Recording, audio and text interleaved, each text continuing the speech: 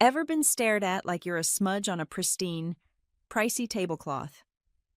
That night in a private club in Washington, my sister's billionaire fiancé smiled and began barking instructions in an ancient language he was sure I couldn't follow. The room gave a low, polite laugh. I said nothing and let his own ego do the damage. Then I answered just enough to make sure they'd never look at me the same way again. My name is Sloane King, and at 32, I'd perfected the skill of turning myself into furniture. It was a necessary survival trick when you found yourself planted in the middle of the Beaumont Athenaeum, a private club in Washington, D.C., that reeked of old money, mahogany, and the kind of quiet judgment that could unravel you without anyone raising their voice. The ceiling rose 40 feet overhead, painted with frescoes of Greek gods weighing mortals, which felt almost too fitting for the crowd gathered beneath them. I was the mark on the expensive tablecloth. I was the smudge on the crystal wine glass. I stood near a marble pillar, clutching a glass of sparkling water like it was a lifeline, trying to make my breathing shallow enough that I did not take up too much of their air. This was my sister's night. It was the engagement party of the season. A union between the struggling King family and the astronomical wealth of the Ashford dynasty. Grant Ashford stood 20 feet away, the gravitational center of the room. At 37 years old, he possessed the kind of aggressive, manicured handsomeness that looked best on magazine covers and worst when viewed up close. Where you could see the cold calculation in the eyes, he was a tech billionaire, a man who moved mountains with algorithms. And tonight, he was holding court. He had his hand on the small of my sister's back, a gesture that looked possessive rather than affectionate, as if he were steadying a wobbly piece of expensive sculpture. Delaney looked radiant, but I knew the difference between a real smile and the one she was wearing. That smile was a shield. She was terrified. The room was filled with senators, lobbyists, and a specific delegation of international investors from the Mediterranean region that Grant was desperate to impress. They were the keys to his next massive liquidity event.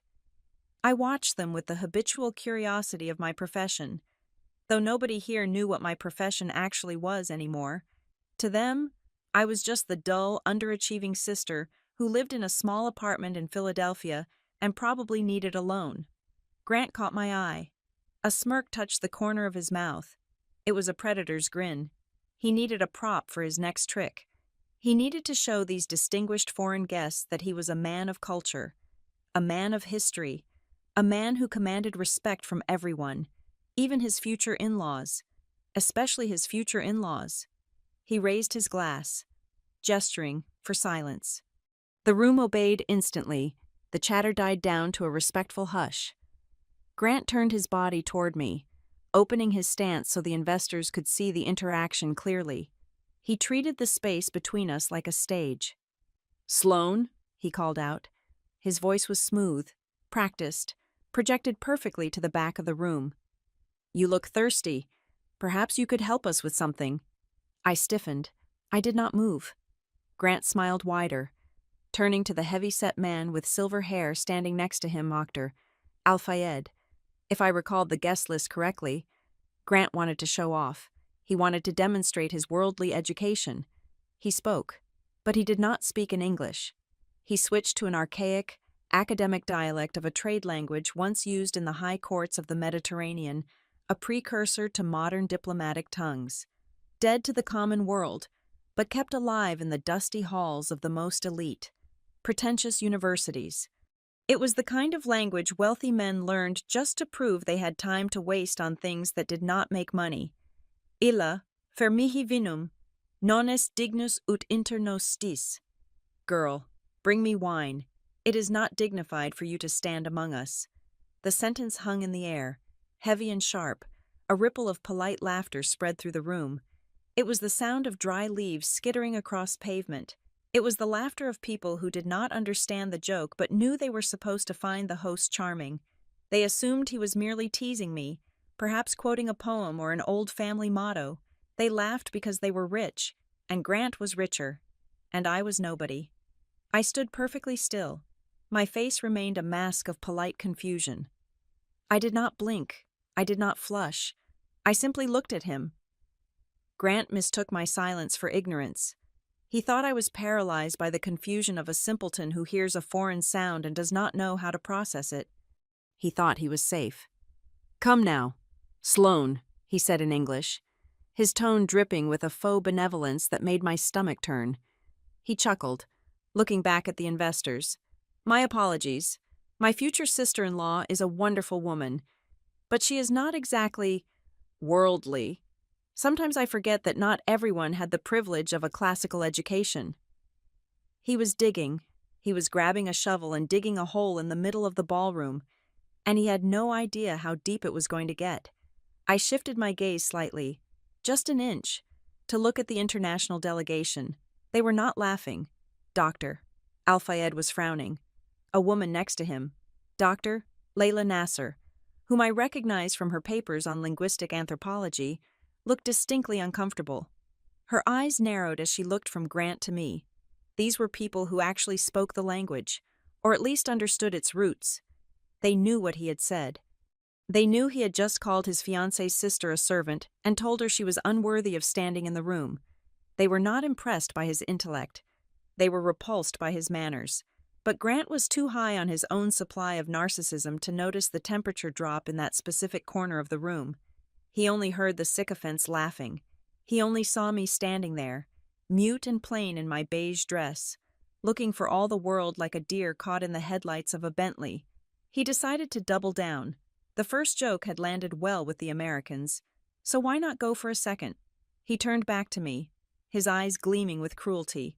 He switched back to the archaic tongue, but this time, he abandoned the pretense of a command and went straight for mockery. His accent was atrocious. He mangled the vowels, flattening the delicate sounds of the coast into hard, flat American tones. "Tak, tu es nihil, nemo te audit." Be silent. You are nothing. No one hears you. He grinned, waiting for the applause.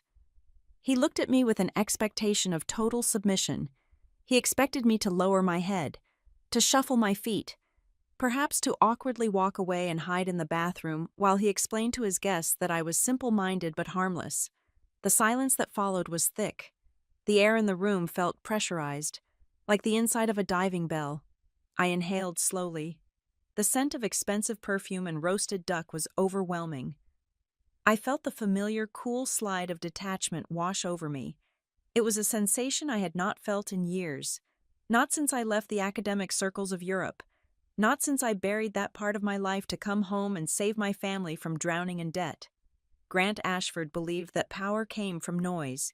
He believed that if he spoke the loudest, if he stood the tallest, if he had the most money, he won.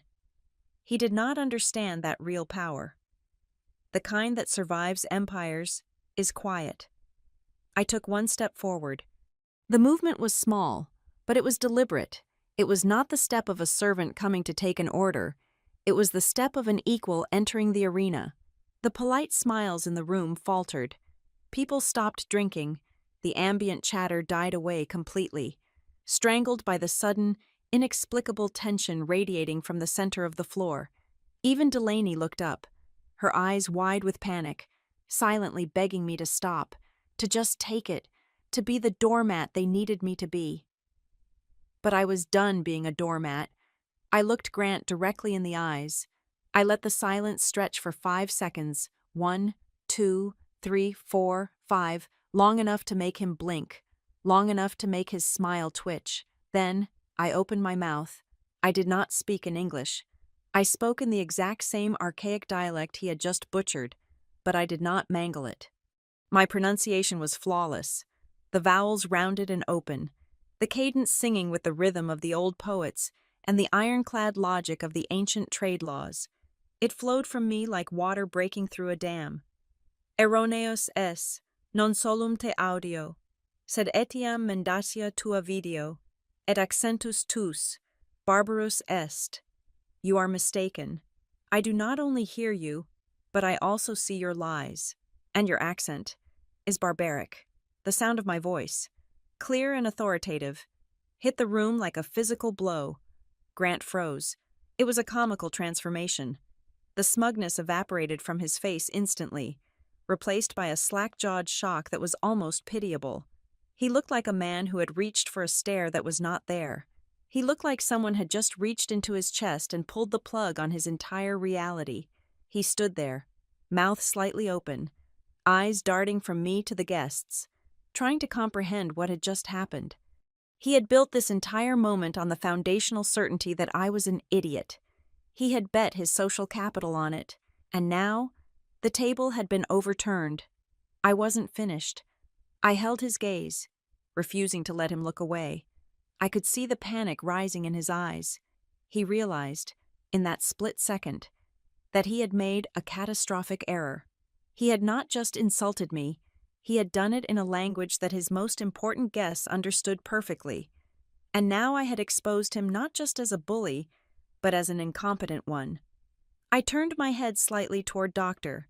Nasser and the international delegation. I offered them a small, respectful nod, a gesture of peers acknowledging one another.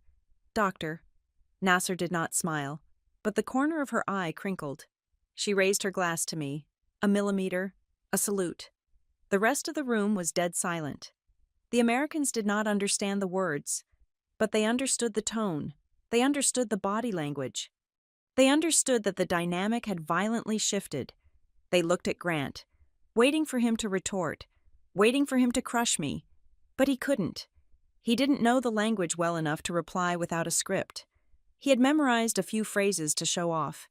He was a tourist in a land where I was a citizen. You? Grant started in English, his voice cracking slightly. He cleared his throat, desperate to regain his footing. I didn't know you.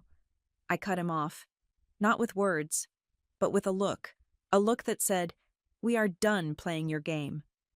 I smoothed the front of my beige dress, the uniform of the invisible woman, which suddenly felt like armor. The wine.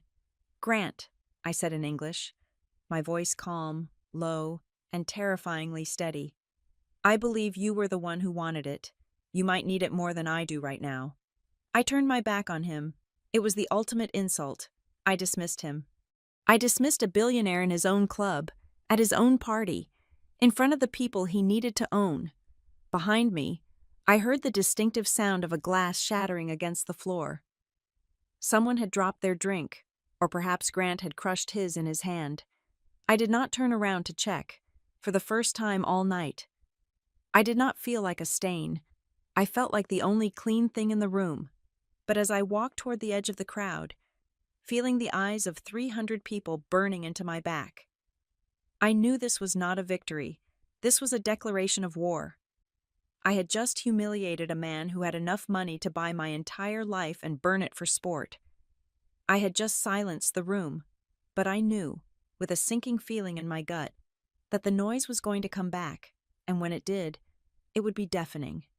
But for this one moment, in the golden light of the Beaumont Athenaeum, the only sound that mattered was the echo of his barbaric accent dying in the air, and the silence of a room forcing itself to look at me, really look at me for the first time, to understand why I stood so still in that ballroom, why I let the silence stretch until it nearly snapped. You have to understand where I started that day. You have to see the life I was actively trying to protect. The small, quiet existence I had built out of the wreckage of my own potential. 8 hours before I silenced a room of millionaires, I was sitting on a second-hand rug in Philadelphia, arguing with a preposition. My apartment was a shrine to things the modern world had largely forgotten. It was a fourth-floor walk-up in a brick building that smelled perpetually of boiled cabbage and floor wax. The space was small, barely 600 square feet, but every horizontal surface was covered in paper.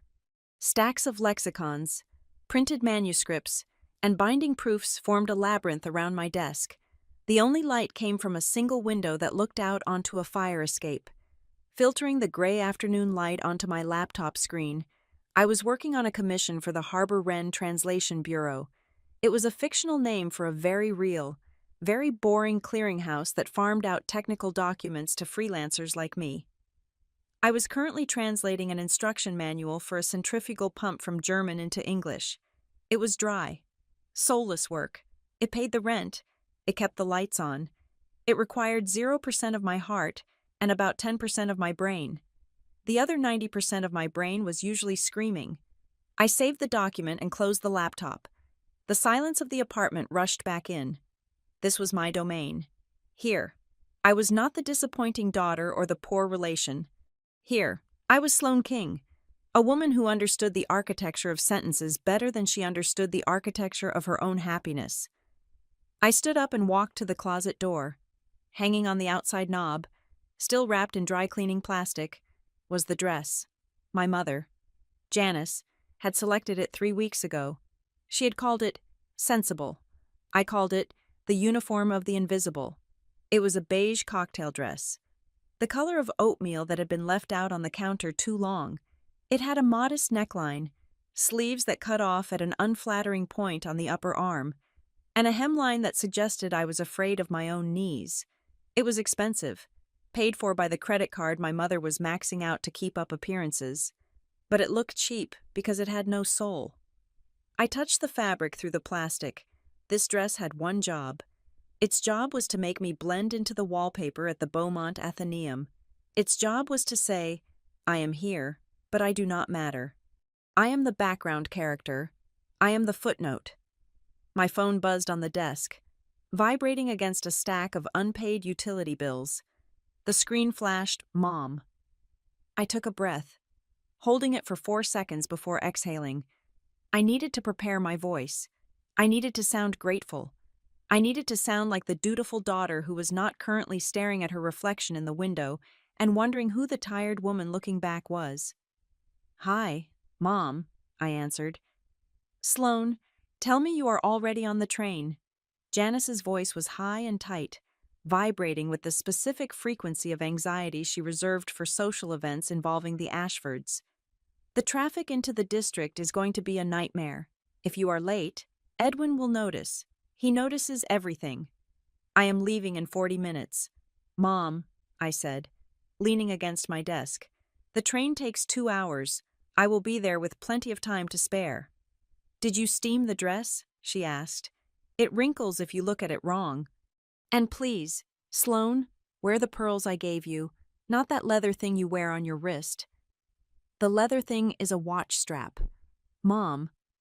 It looks aggressive, she snapped. Then her voice softened, a sudden shift that was almost more painful than the criticism. Please, honey, just for tonight, you know how important this is for Delaney. Grant has invited the entire board. He is finally introducing her as the future Mrs. Ashford to the international partners. We cannot have any friction. I know, I said. I will be perfect. I will be quiet. And don't talk about work, she added quickly. If someone asks what you do, just say you are in publishing. It sounds better than freelance translation. It sounds more stable.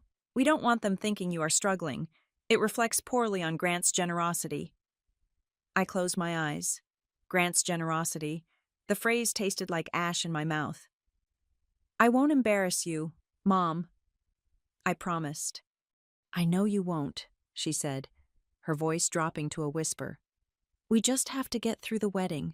Once they are married, everything will be easier. The debt, everything will be handled. We just have to play the part a little longer. She hung up before I could say goodbye. I put the phone down and looked around my apartment again. It suddenly felt less like a sanctuary and more like a waiting room. I walked over to the bookshelf, bypassing the dictionaries and the technical manuals, and reached for a small, framed photograph tucked behind a stack of journals. I pulled it out and wiped a layer of dust from the glass. The photo was 10 years old. It was taken in a sun-drenched courtyard in Bologna. I was 22, my hair wild and uncombed, holding a thesis paper in one hand and a bottle of cheap wine in the other. I looked hungry, not for food, but for the world. I was a doctoral candidate with a full scholarship, being groomed by some of the finest linguistic minds in Europe. I spoke 4 languages fluently and could read 3 dead ones. I had a future that stretched out like a golden road. Then came the phone call, Dad's heart attack, the discovery of the gambling debts, the second mortgage nobody knew about, the looming foreclosure. I had come home for the funeral and never left. I took the freelance work because it paid fast cash to cover the immediate fires. I stayed because Janice fell apart, and Delaney was too young to understand the magnitude of the hole we were in. I traded the golden road for a beige dress. I traded my voice for a paycheck. And Delaney. My sister used to be the firecracker. She was the one who would sneak out of the house to go to concerts. The one who laughed so hard she snorted milk out of her nose. We used to eat cold pizza on the floor of this very apartment and make fun of the people who took life too seriously. But since Grant Ashford entered the picture 2 years ago, Delaney had been edited. That was the only word for it. It was as if someone had taken a red pen to her personality and crossed out anything that was too loud, too messy, or too real. She stood straighter now. She laughed quieter. She had stopped eating pizza and started eating foam and microgreens. She was becoming a perfect Ashford wife, a polished stone with no rough edges to catch the light. I missed her. I missed her even when she was standing right in front of me. I sighed and placed the photo face down on the shelf. Dwelling on the past was a luxury I could not afford. I had a train to catch. I went to the bathroom to change. I pulled the beige dress on. It fit perfectly, which somehow made it worse. I looked in the mirror. I looked harmless. I looked like a woman who had never had a dangerous thought in her life. I walked back out to the main room to grab my purse. My phone buzzed again. I assumed it was Mom, calling to remind me to wear lipstick or to check my shoes. I picked it up, ready to give another reassurance, but the number on the screen was blocked. I frowned. I opened the message. Be careful tonight. Grant isn't what he seems. There was no signature, no context, just 7 words glowing on the cracked screen of my phone. I stared at it. My thumb hovered over the delete button. It was probably a wrong number, or maybe a prank. Grant was a billionaire. Famous people attracted crazy energy. But I didn't delete it. I stopped. I engaged the part of my brain that Harbor Wren Translation Bureau didn't pay for. I engaged the linguist. I read the text again, not for the meaning, but for the structure. It wasn't a casual text. There were no abbreviations, no you for you. It was grammatically precise. The punctuation was correct.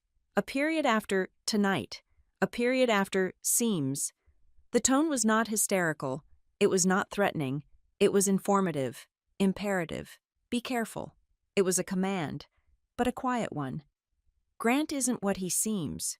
Most people would say, Grant is a jerk, or Grant is cheating. But what he seems implies a facade. It implies a construct. It suggests that the public persona is a deliberate fabrication distinct from the private reality. This wasn't a text from a jealous ex-girlfriend. This was a text from someone educated, someone who knew him intimately enough to see the construct, and who was frightened enough to use a burner number. A chill went down my spine. Unrelated to the drafty window, my intuition, dormant for so long under layers of debt and duty, woke up. It pricked at the back of my neck. Tonight is not just a party, it whispered. I looked at my small, sensible clutch bag. It barely had room for my phone and a tube of lipstick. I turned back to my desk. I opened the top drawer and took out a small, leather-bound notebook and a fountain pen. It was a habit from my field research days. You never know when you will hear a dialect you need to capture, or a phrase that unlocks a culture. The notebook was my shield. It was the physical proof that I was an observer, a recorder of truths, not just a participant. I jammed the notebook into the clutch. It bulged slightly, ruining the line of the bag. I didn't care. I grabbed my coat and headed for the door. The train ride to Washington, D.C. was a 2-hour slide from my reality into theirs. I watched the landscape change from the gritty industrial backyards of Philadelphia to the manicured suburbs of Maryland, and finally to the imposing white stone of the Capitol. The car was filled with commuters in suits, people discussing policy and margins. I sat with my hands folded in my lap, rehearsing my lines. Hello, Edwin. Lovely to see you. Hello, Celeste. Yes, the train was fine. So happy for Delaney. They make a beautiful couple. I work in publishing. Educational texts. Very rewarding. Just water for me. Thank you. Be invisible. Be invisible. Be invisible. I repeated the mantra like a prayer. I just needed to survive 4 hours. 4 hours of smiling until my face hurt. 4 hours of watching Grant put his hand on my sister's neck like he owned the deed to her spine. Then I could get back on the train, come home, and disappear back into my books. But as the train pulled into Union Station, shuddering to a halt under the high arches, the text message burned in my mind. Grant isn't what he seems. I stepped onto the platform. The air in D.C. felt different. It was heavier. It smelled of power and ozone. My heart was beating a strange, irregular rhythm against my ribs. It wasn't fear, exactly.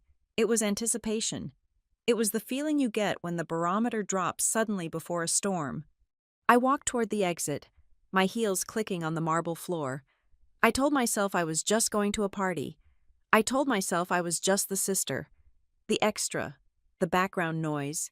But as I walked out into the cool evening air, hailing a cab to take me to the Beaumont Athenaeum, I couldn't shake the feeling that I was walking into a trap. Or maybe, just maybe, I was walking into the moment where I would finally stop running. I clutched my bag tighter, feeling the hard spine of the notebook against my palm. I was bringing a pen to a knife fight. I had no idea that before the night was over, that pen would be the sharpest weapon in the room. The taxi dropped me off a block away from the entrance of the Beaumont Athenaeum. Even the cab driver seemed to sense the invisible barrier radiating from the building, slowing down as if he were approaching a restricted military zone rather than a social club. The structure was a fortress of limestone and arrogance, bathed in uplighting that made the columns look like the legs of giants. I walked the remaining 100 yards, clutching my clutch bag tight enough to whiten my knuckles. The evening air in D.C. was humid, but as I neared the entrance, the temperature seemed to drop 10 degrees.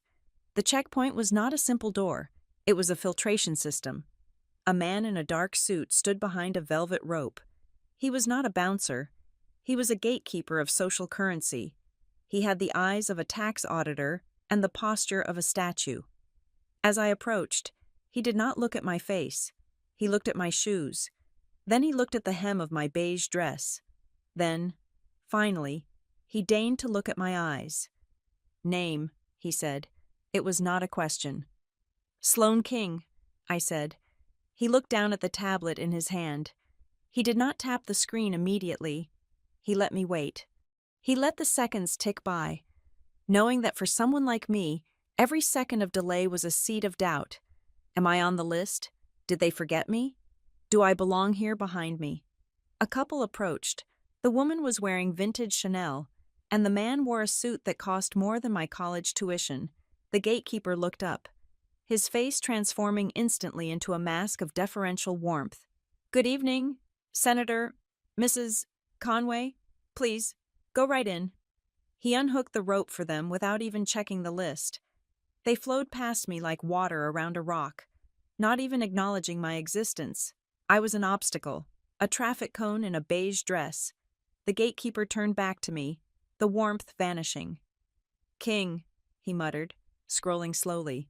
"Ah, yes, the sister. You are cleared." He did not unhook the rope. He simply stepped aside just enough for me to squeeze through. It was a petty, calculated microaggression. It told me everything I needed to know about my status for the rest of the evening. I was here on a pass, and that pass could be revoked at any moment. Inside, the Beaumont Athenaeum was a sensory assault of wealth. The walls were paneled in wood that had been harvested before the internal combustion engine was invented. The chandeliers were not just lights. They were constellations of crystal that refracted the room into 1,000 glittering shards. The air smelled of lilies, beeswax, and money. I navigated the room, looking for my place. In a setting like this, geography was destiny. Where you sat told the room how much power you held. The center tables near the stage were for the gods, the Ashfords, the senators, the key investors. The tables radiating out from there were for the lieutenants and the wannabes. I found the table with the place card reading, "The King Family." It was table 19.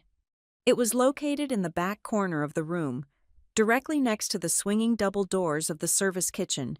Every time a waiter entered or exited, a blast of kitchen noise and the smell of reheating hors d'oeuvres would wash over us. It was a blind spot. From here, we could not see the stage clearly. We were obscured by a large decorative fern. I pulled out my chair. It sat unevenly on the floor, rocking slightly. This was not an accident. Grant Ashford did not make mistakes with logistics. This was a statement. He was telling the room that while he was marrying Delaney, he was not marrying her family. We were the help. We were being kept near the kitchen because that is where he felt we belonged. I sat down and opened my sensory receptors. I became the linguist, the observer. The room was filling up. I watched the ecosystem of the elite in motion. It was a fascinating, terrifying dance. The people here did not speak loudly. They did not gesture wildly. Power here was demonstrated by economy of motion. The most powerful men stood perfectly still, forcing others to come to them. They spoke in low tones, forcing others to lean in. I saw them then, the architects. Edwin and Celeste Ashford stood near the fireplace, holding court. Edwin was a tall man with eyes like polished flint. He did not smile. He assessed. He looked at people as if he were calculating their liquidation value. Next to him, Celeste was a vision in ice blue silk. She was smiling, but it was a terrifying expression. It was the smile of a shark that had just eaten. She touched the arm of a congressman's wife, a gesture that looked gentle but was actually a way of pinning the woman in place. And then I saw Delaney. My sister was standing near the Ashfords, but not with them. She was positioned slightly behind Celeste, like a lady in waiting. She was wearing a dress that must have cost $50,000. It was encrusted with diamonds that caught the light with every breath she took. Her hair was sculpted into a wave that defied gravity. She looked breathtaking. But I was not looking at the dress. I was looking at her body. Her shoulders were pulled up toward her ears, the muscles of her trapezoids tight as bowstrings. Her neck was stiff. Her hands were clasped in front of her, the knuckles white, and her smile, it was locked. It was a muscular contraction, not an expression of joy. It was the smile of a woman who is afraid that if she relaxes her face for 1 second, she will shatter. I wanted to run to her. I wanted to grab her hand and drag her out the side door, but I couldn't. The distance between table 19 and the fireplace was only 50 feet, but it might as well have been a minefield. I scanned the rest of the room, looking for anomalies. That was when I spotted the woman with the silver hair. She was seated at a large round table near the front, surrounded by a group of men speaking a mix of French and Arabic. They were the international delegation. The whales Grant was trying to harpoon tonight, but this woman was different. She was not drinking. She was not engaging in the performative laughter that the men were. She was watching. Her eyes moved across the room with a laser-like intensity. She noted the seating arrangements. She noted the way Edwin ignored his wife. She noted the way the waiters scurried with fear in their eyes. She was reading the room, just like I was. Her nameplate said Dr. Layla Nasser. I filed that name away. She looked like a variable in an equation that Grant thought he had solved. She looked dangerous. Sloane, oh, thank goodness. I turned to see my mother, Janice, flustering toward the table. She was breathless. She was wearing a dress that was too young for her and a necklace that was too big. The diamonds around her neck were massive, garish things that screamed new money in a room that whispered old money. "Mom, you're late," I said, standing up to help her with her chair. I know, she gasped, patting her hair. "The driver got lost. Can you believe it? Grant sent a car for me, a private car." She touched the necklace, her eyes shining with a frantic sort of gratitude. "And look at this, Sloane. Celeste sent this over this morning, a loaner for the evening. Isn't it magnificent? The Ashfords are so generous. Truly, we are so blessed." I looked at the necklace. It looked like a collar. "It's very shiny, Mom," I said neutrally. "Don't be like that," she hissed, her smile tightening. "We have to be grateful. Do you know what they have done for us? The debts? Sloan, the house, it's all gone. Edwin took care of it. We just have to be good. We just have to fit in. By sitting by the kitchen door, I asked quietly. Janice looked at the swinging door as a waiter burst out with a tray of oysters. She flinched, but then she composed herself. It's just a seating chart. Honey, don't read into it. We are family now. She believed it, or she had to believe it. The alternative was admitting that she had sold her youngest daughter to pay off her husband's gambling mistakes. A waiter stopped at our table to refill the water glasses. He was young, maybe 22, with a sheen of sweat on his upper lip. His hands were shaking so badly that the pitcher rattled against the glass. Easy, I whispered to him as he spilled a few drops on the tablecloth. He looked up at me, his eyes wide with terror. He looked like a rabbit who hears a hawk screech. I'm sorry, miss, he stammered. I can't make a mistake. Not tonight. It's just water, I said gently. Nobody is going to kill you. He leaned in closer, his voice dropping to a vibration that barely carried over the kitchen noise. You don't understand. Last week, Marcus dropped a fork. Just a fork. Mr. Ashford didn't even say anything. He just looked at the manager. Marcus was gone before the dessert course. He fired a guy yesterday just for looking him in the eye too long. He said it was insolent. The waiter pulled back quickly as the kitchen door swung open again. He vanished into the crowd, leaving me with a cold knot in my stomach. I took my notebook out of my bag, shielding it under the table. I wrote down staff ruled by fear, arbitrary punishments, eye contact forbidden. I was building a profile. This wasn't just a bad boss. This was a tyrant who got high on absolute control. He needed everyone around him to be small so he could feel big. Suddenly, the energy in the room shifted. It was a physical sensation, like the air pressure dropping before a tornado touches down. The chatter didn't stop, but it changed pitch. It became more frantic, more performative. The double doors at the main entrance swung open.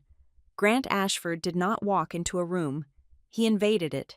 He stood in the doorway for a full 3 seconds, letting the silence build, letting every eye turn to him. He was wearing a tuxedo that fit him like a second skin.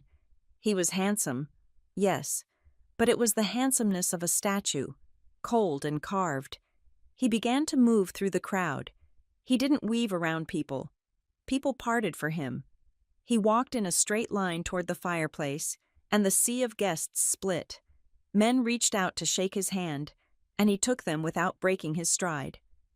Bestowing his attention like a king tossing coins to peasants, I watched him approach Delaney. He didn't greet her with a kiss. He didn't smile at her with warmth. He reached out and took her by the elbow. I saw his fingers press into the soft flesh of her arm. It wasn't a caress. It was a claim. Delaney's posture stiffened even more. She looked up at him, her eyes searching his face for a cue on how to behave. Grant whispered something in her ear. I saw Delaney nod quickly, her face paling slightly. My mother let out a sigh of adoration. Look at them, she whispered, like a prince and princess. No, I said, my voice barely audible. Like a ventriloquist and a doll. Grant turned then, surveying his kingdom.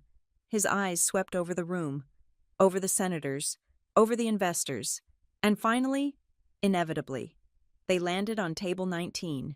He saw me. He didn't wave. He didn't nod. He just stared. A slow, cold smile spread across his face. It was a look of pure, unadulterated anticipation. He looked at me the way a boy looks at an insect he is about to pull the wings off of. He knew I was watching. He knew I saw through him, and he couldn't wait to punish me for it. The trap was set. The audience was seated. And I was sitting exactly where he wanted me in the blind spot, by the kitchen, ready to be served up as the evening's entertainment. I closed my notebook and slipped it back into my bag. Grant isn't what he seems. The text had said. No, he was worse. He was a man who thought he had written the script for everyone in this room.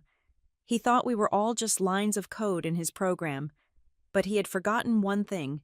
You can't code a variable you don't understand, and he didn't understand me at all. The distance between the service table and the center of the room was only 50 feet, but optically, it was an ocean. From my vantage point in the shadows, I became a student of anatomy. I watched the way Grant Ashford touched my sister. A lover touches with the pads of their fingers. They seek warmth. They seek connection. Grant did not touch Delaney like a lover. He reached out and wrapped his hand around her wrist, his thumb pressing into the delicate bundle of nerves and tendons on the underside of her arm.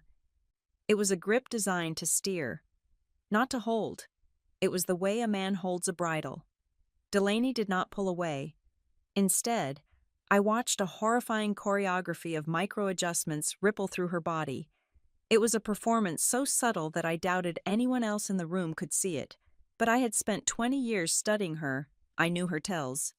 When Grant glanced to his left to acknowledge a senator, Delaney immediately shifted her weight to her right foot, angling her body to showcase her profile, effectively becoming a decorative accessory to his conversation. When Grant tilted his head down to listen to an investor, Delaney dimmed the wattage of her smile by exactly 50%. Receding into a respectful silence so as not to outshine him, she was not just reacting, she was anticipating. She was predicting his needs before he even vocalized them. It was the behavior of a battered thing. It was the behavior of a dog that has been kicked enough times to know exactly when the boot is coming. My stomach churned, a sour mix of anger and helplessness rising in my throat. Grant turned his head, his eyes cut across the room, bypassing the hundreds of guests, and locked onto me. The smile that touched his lips was devoid of humor. He raised a finger, a small, summoning gesture. I stayed seated. He widened his smile, turning it into a performance for the group surrounding him. He said something that made them chuckle, then gestured again, more insistently. "Go on, Sloane," my mother whispered, nudging my elbow. Her face was flushed with the vicarious thrill of being acknowledged. "He wants you. Don't be rude." I stood up. My chair scraped against the floor, a harsh sound that nobody heard over the din of the party. I walked toward them, feeling the weight of the beige dress, feeling the invisibility cloak shredding under his gaze. When I reached the circle, Grant did not introduce me. He did not say, "This is Sloane, Delaney's sister," a brilliant linguist. Instead, he held out his empty glass. "There you are," he said, his voice pitched perfectly to sound affectionate yet condescending. "Big sister, always lurking in the corners." The group laughed. It was a light, meaningless sound to them, but to me, the label Big Sister felt like a weapon. He was emphasizing my age, my spinsterhood, my role as the peripheral, unsuccessful sibling. "I need a favor," Grant continued, pressing the crystal tumbler into my hand. The glass was warm from his grip. "Doctor, Al-Fayed is asking for a specific vintage of scotch. The bartenders are overwhelmed. Since you are not occupied with guests, perhaps you could fetch it? It is the 25-year-old single malt, top shelf." He looked at me with eyes that dared me to refuse. If I said no, I was the rude, ungrateful sister making a scene at his engagement party. If I said yes, I was the servant. "Of course," I said. My voice was flat. "I would hate for anyone to go thirsty." "That is the spirit," Grant said, clapping a hand on my shoulder. It was heavy and patronizing. "She loves to be helpful, don't you, Sloane? It gives her a sense of purpose." My mother, who had followed me halfway across the room like a moth trailing a light, beamed. "She really does," Janice chimed in, her voice breathless. "Sloane is so supportive. She will get it right away. Grant." I looked at my mother. She was not trying to hurt me. She was just so desperate to please him that she would happily lay me down across a puddle so he wouldn't muddy his shoes. She was an accomplice to my humiliation, and she didn't even know it. I turned and walked toward the bar, the empty glass burning my palm. I could feel Grant's eyes on my back, enjoying the sight of my retreat. I secured the drink. I delivered it to Dr. Al-Fayed, who looked at me with a confusion that bordered on pity. Clearly wondering why a guest was doing the job of the waitstaff, I did not explain. I simply nodded and retreated back to the safety of table 19. But safety was an illusion. A shadow fell over the table. I looked up to see Edwin Ashford standing there. Grant's father was a man carved from granite and old prejudices. He pulled out the chair opposite me and sat down. He did not ask if he could join me. He simply occupied the space. He placed his hands on the table. They were manicured, spotless, and terrifyingly strong. "Let us skip the pleasantries, Ms. King," Edwin said. His voice was a low rumble, audible only to me. "I am a businessman. I value efficiency." "I appreciate efficiency," I replied, keeping my hands in my lap to hide the fact that I was gripping my notebook. "Good," Edwin said. He leaned in slightly. "Then tell me, what is the number?" I blinked. "I beg your pardon."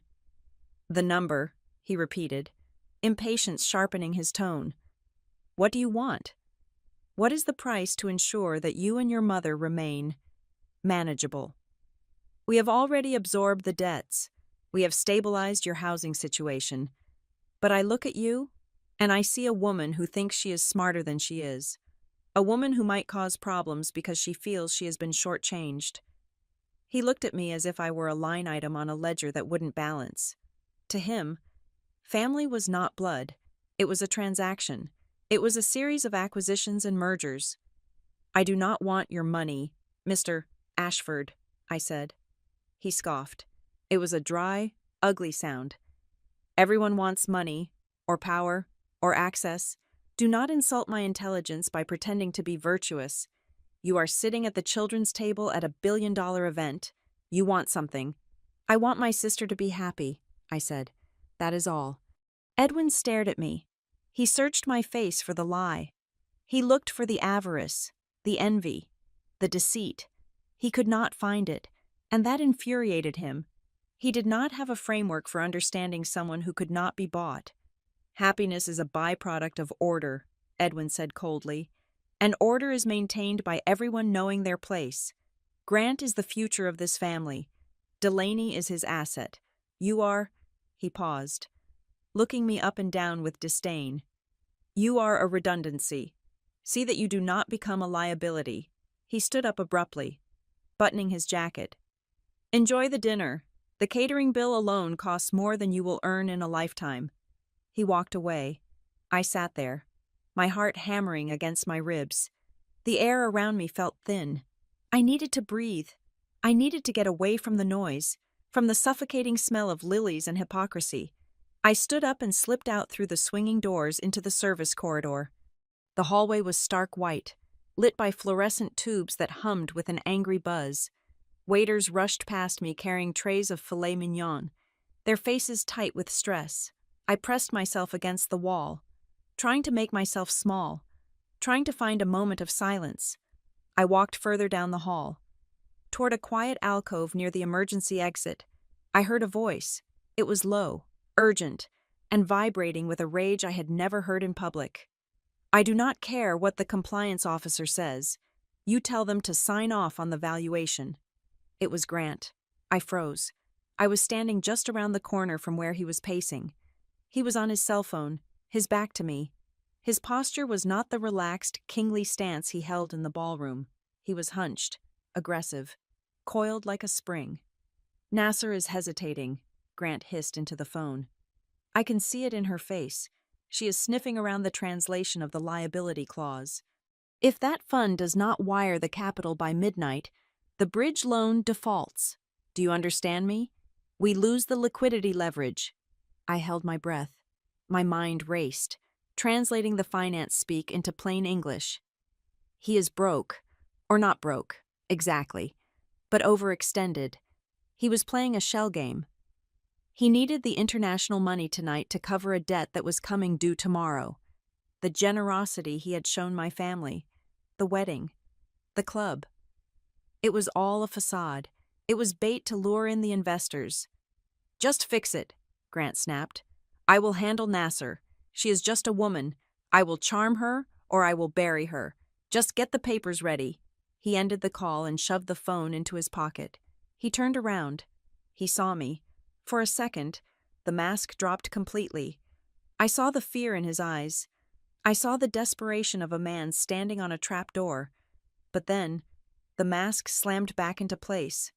The charm returned, but it was brittle now, dangerous. He walked toward me. The corridor was narrow. There was nowhere to go. "Sloane," he said. His voice was soft, silky. "You have a habit of appearing in hidden places. Don't you?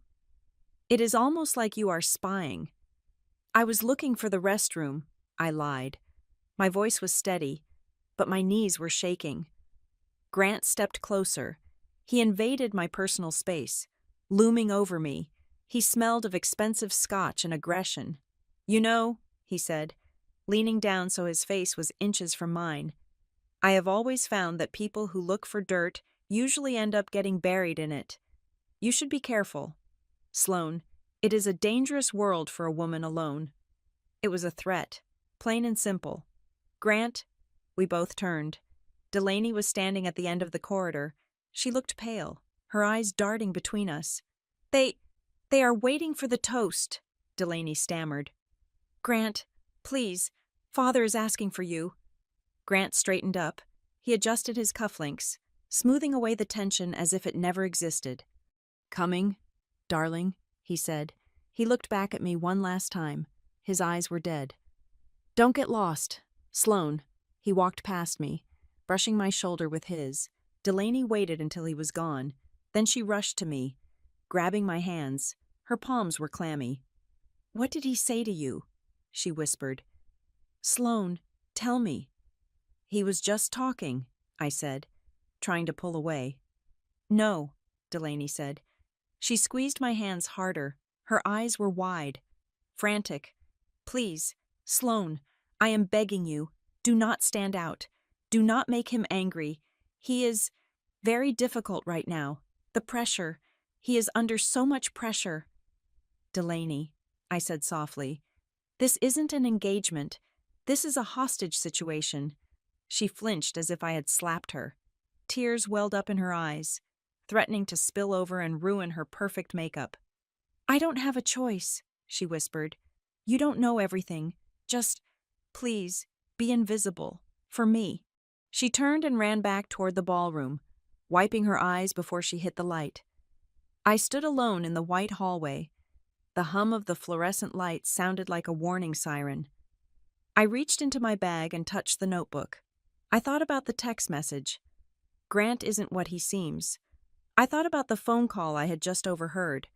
Nasser is hesitating. Grant was building a house of cards, and he was using my sister as the foundation. If he fell, he would crush her. I realized then that my plan to just get through the night was no longer an option. I couldn't just leave. I couldn't go back to Philadelphia and translate manuals while my sister was being digested by this monster. Delaney was right about one thing. It was a trap. But she was wrong about the solution.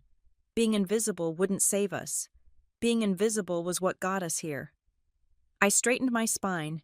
I adjusted the strap of my beige dress. I was done hiding in the blind spot. It was time to walk into the light. The sorbet course provided a brief, chilled interlude in the suffocating heat of the evening. Waiters circulated with lemon basil palate cleansers. Their movements synchronized and silent. The room was loud with the clatter of silver spoons against crystal, masking the private conversations taking place at the edges of the room. I stood up. I did not ask for permission. I walked around the table and touched my mother's shoulder. "We need to talk," I said. Janice looked up, her spoon halfway to her mouth. "Now, Sloane, people are watching." "Nobody's watching us, Mom," I said, my voice low and hard. "We are at table 19.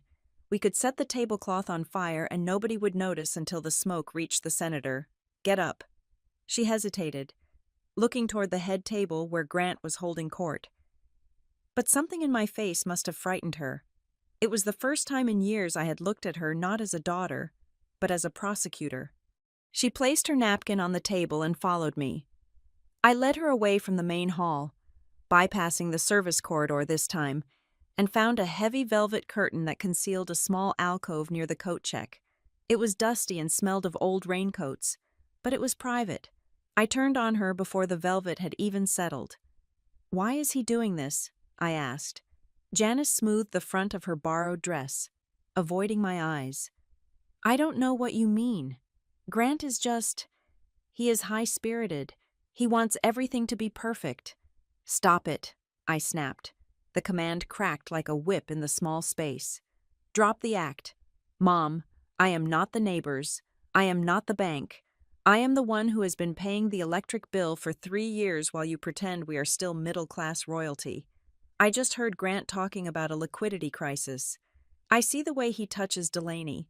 I see the way Edwin looks at us like we are livestock he regrets buying. Why do we owe them so much?" Janice crumbled. It wasn't a dramatic collapse. It was a slow, pathetic deflation. Her shoulders slumped, and the frantic, bright energy she had been projecting all night evaporated, leaving behind a tired, terrified old woman. "It was your father," she whispered. "Dad is dead," I said. "His debts should have died with the estate. We sold the house in Jersey. We sold the cars. It should have been over." "It wasn't just the mortgage," she said, her voice trembling. "It was the business loans, the personal guarantees, the gambling. Sloan, he borrowed from private lenders, bad lenders. The interest wasn't 4%, it was 40%. I felt the blood drain from my face. "How much?" She shook her head. "How much? Mom?" I grabbed her wrists. "Tell me the number." $4 million, she choked out. I stared at her. $4 million. It was an impossible number. It was a number that didn't just ruin a life, it erased it. "When Dad died," she continued, tears finally spilling over, cutting tracks through her thick foundation. "They came for everything. They were going to take the pension. They were going to take the apartment. They were talking about legal action against me as a co-signer. I was going to prison. Sloan." "So Grant paid it?" I asked, the pieces starting to click together into a horrific picture. "He didn't pay it," Janice sniffed. "He bought it." The air left my lungs. "He bought the debt," I repeated. "He transferred it," she explained, her voice gaining a desperate speed as she tried to justify it. "He has a holding company, Quill and Anchor Holdings. He bought the notes from the banks and the private lenders. He consolidated it all. He froze the interest. He told us as long as we were family, he would never call it in." "A holding company," I said, the realization settling over me like a shroud. "It is not a gift. It is a leash." "He saved us," Janice cried, though she kept her voice to a harsh whisper. "We have a roof over our heads because of him. Delaney drives a safe car because of him. You were able to come home and just work your little freelance jobs without having to worry about the sharks coming to the door." "My little freelance jobs," I repeated slowly. "Is that what you think I have been doing?" "Just playing around." Then, the second realization hit me. It was sharper than the first. It was a memory. "The phone call," I said. 5 years ago, you called me in Bologna. You said Dad was sick. You said I had to come home immediately to help manage the estate." "You did," she said. "Delaney was already dating him," I said. It wasn't a question. Janice looked down at her shoes. "Delaney met Grant 6 months before Dad died," I said, my voice rising. "I thought they met at the funeral, but that was a lie. Wasn't it?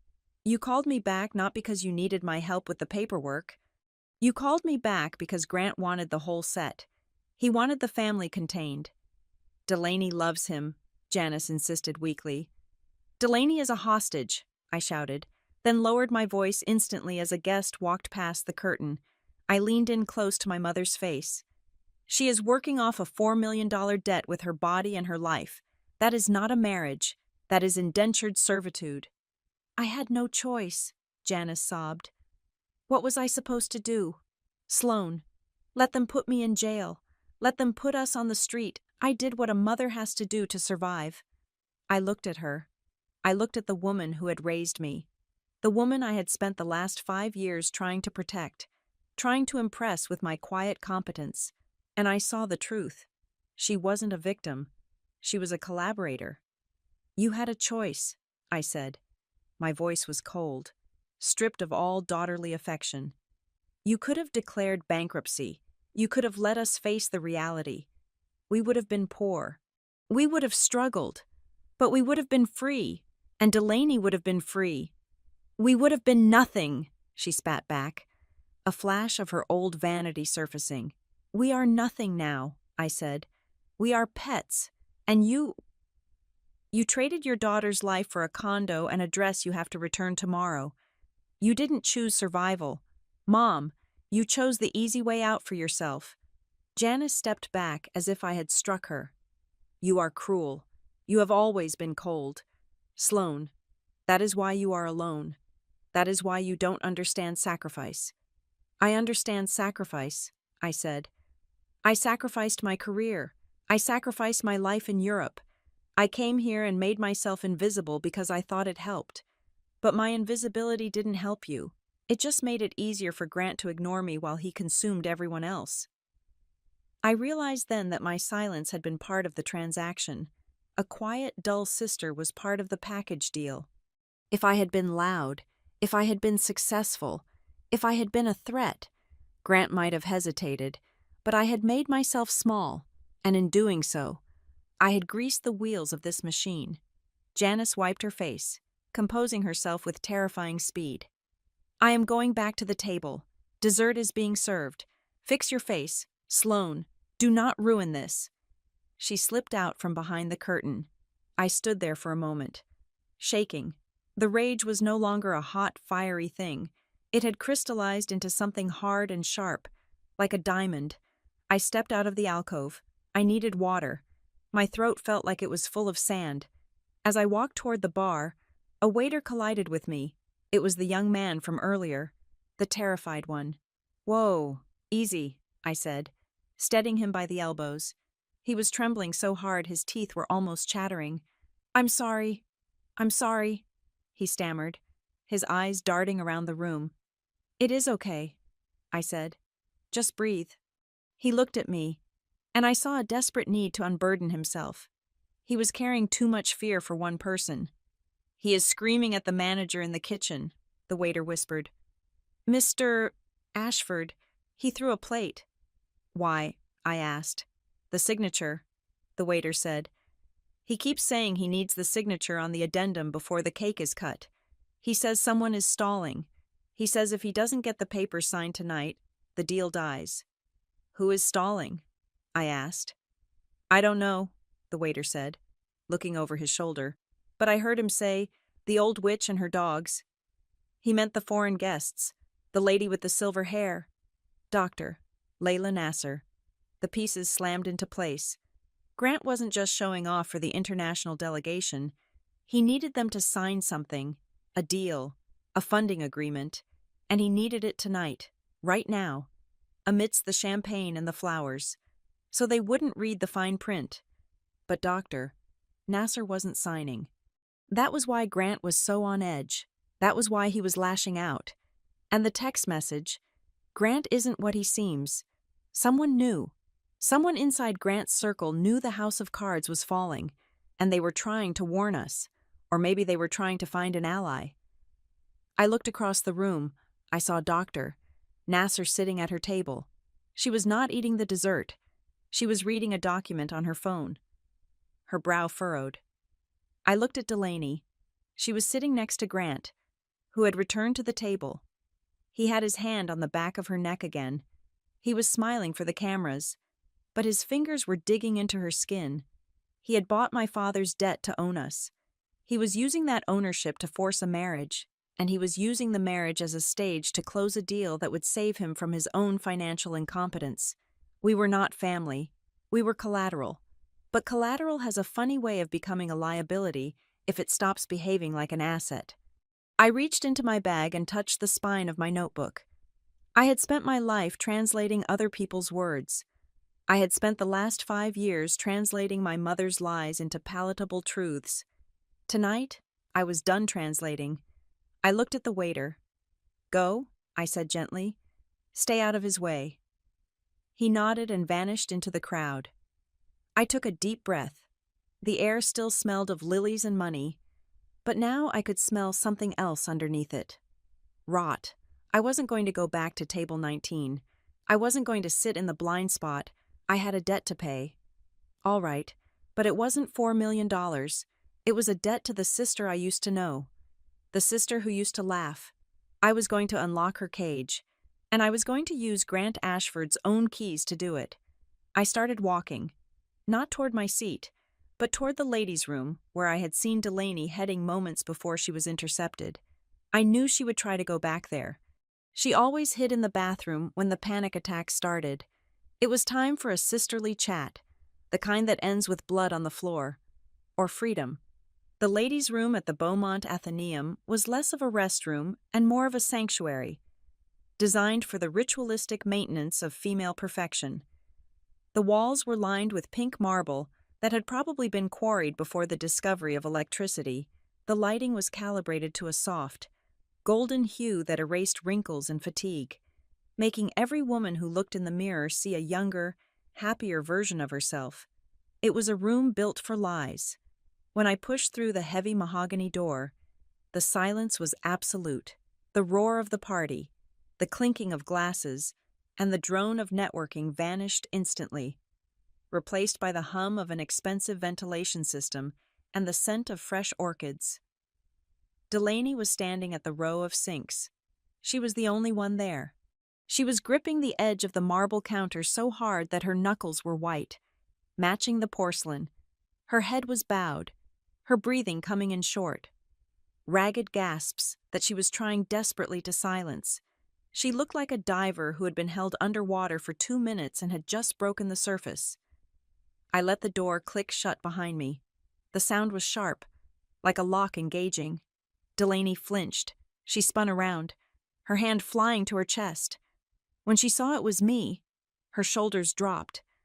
But the tension in her eyes did not leave. It simply shifted from terror to a frantic sort of performance.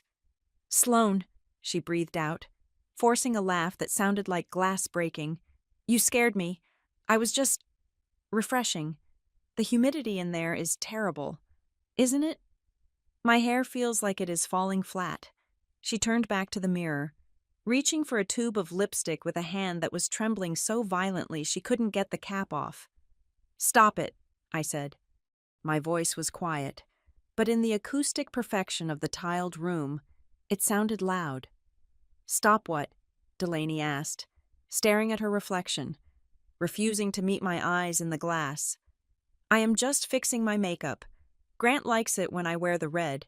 He says the pale shade makes me look washed out. He says," I repeated, walking further into the room until I was standing right behind her. "He says, he wants, he likes, do you hear yourself? Delaney. You do not have a single sentence that starts with I. I am fine. Sloane," she said, finally popping the cap off the lipstick. She applied it aggressively, missing the line of her lip and having to wipe it away with her thumb. "I am fine. I am happy. It is a big night. Nerves are normal. Every bride has nerves." "This is not nerves," I said. "This is terror." "I am fine," she said again, louder this time. It was a mantra, a spell she was casting to keep the walls from collapsing. I reached out and grabbed her hand, the one holding the lipstick. I didn't squeeze. I just held it still. "Mom told me about the debt," I said. Delaney froze. The lipstick fell from her fingers and clattered into the sink, rolling around the porcelain bowl like a dropped bullet. She looked at me then. The mask of the happy bride dissolved, revealing an exhaustion so deep it looked like bruising. "She shouldn't have done that," Delaney whispered. "It doesn't change anything." "It changes everything," I said. "It means this isn't a marriage. It is a foreclosure.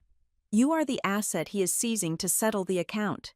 Delaney pulled her hand away from mine and crossed her arms over her chest, a defensive posture I hadn't seen her use since we were teenagers getting scolded for breaking curfew. "You don't understand the world.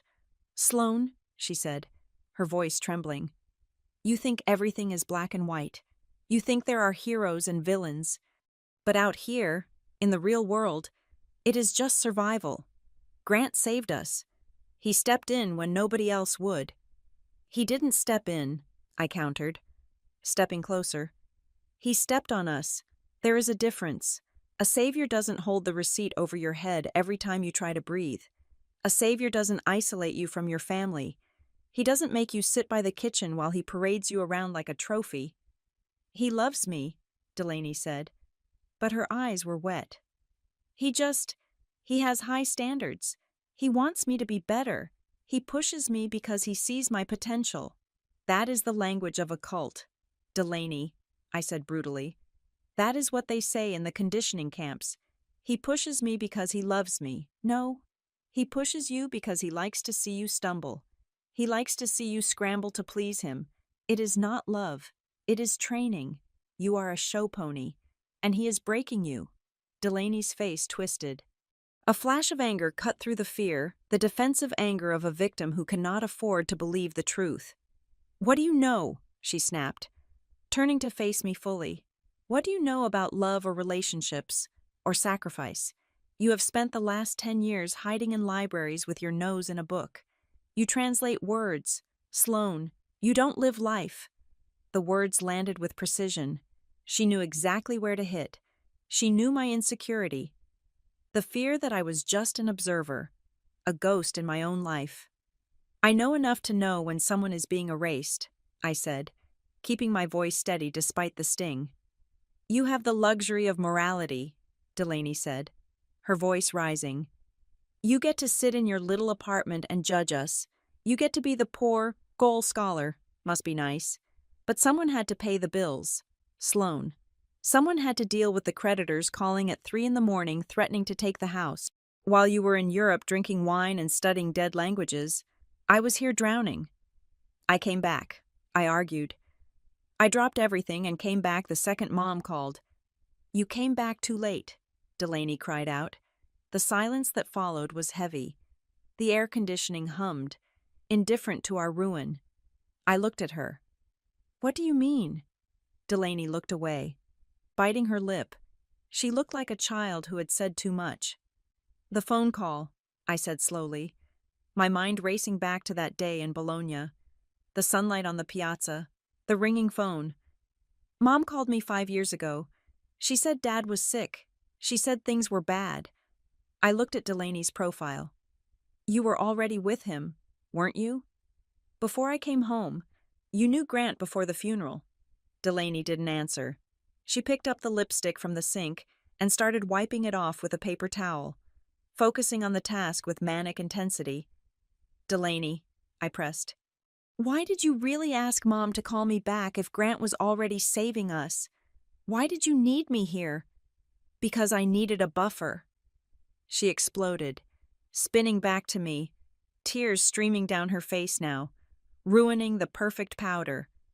Because when it was just me and Mom, it was too much. I thought if you were here, if the smart sister was here, maybe he would respect us more. Maybe he would back off. Maybe you would figure out a way out of the contracts. She laughed, a bitter, jagged sound. But you didn't. You just folded. You put on the beige dress and you faded into the background just like he wanted, and I was left alone with him anyway. I didn't know, I whispered. I thought I was helping by being quiet. I thought I was keeping the peace. There is no peace, Delaney said. There is only compliance.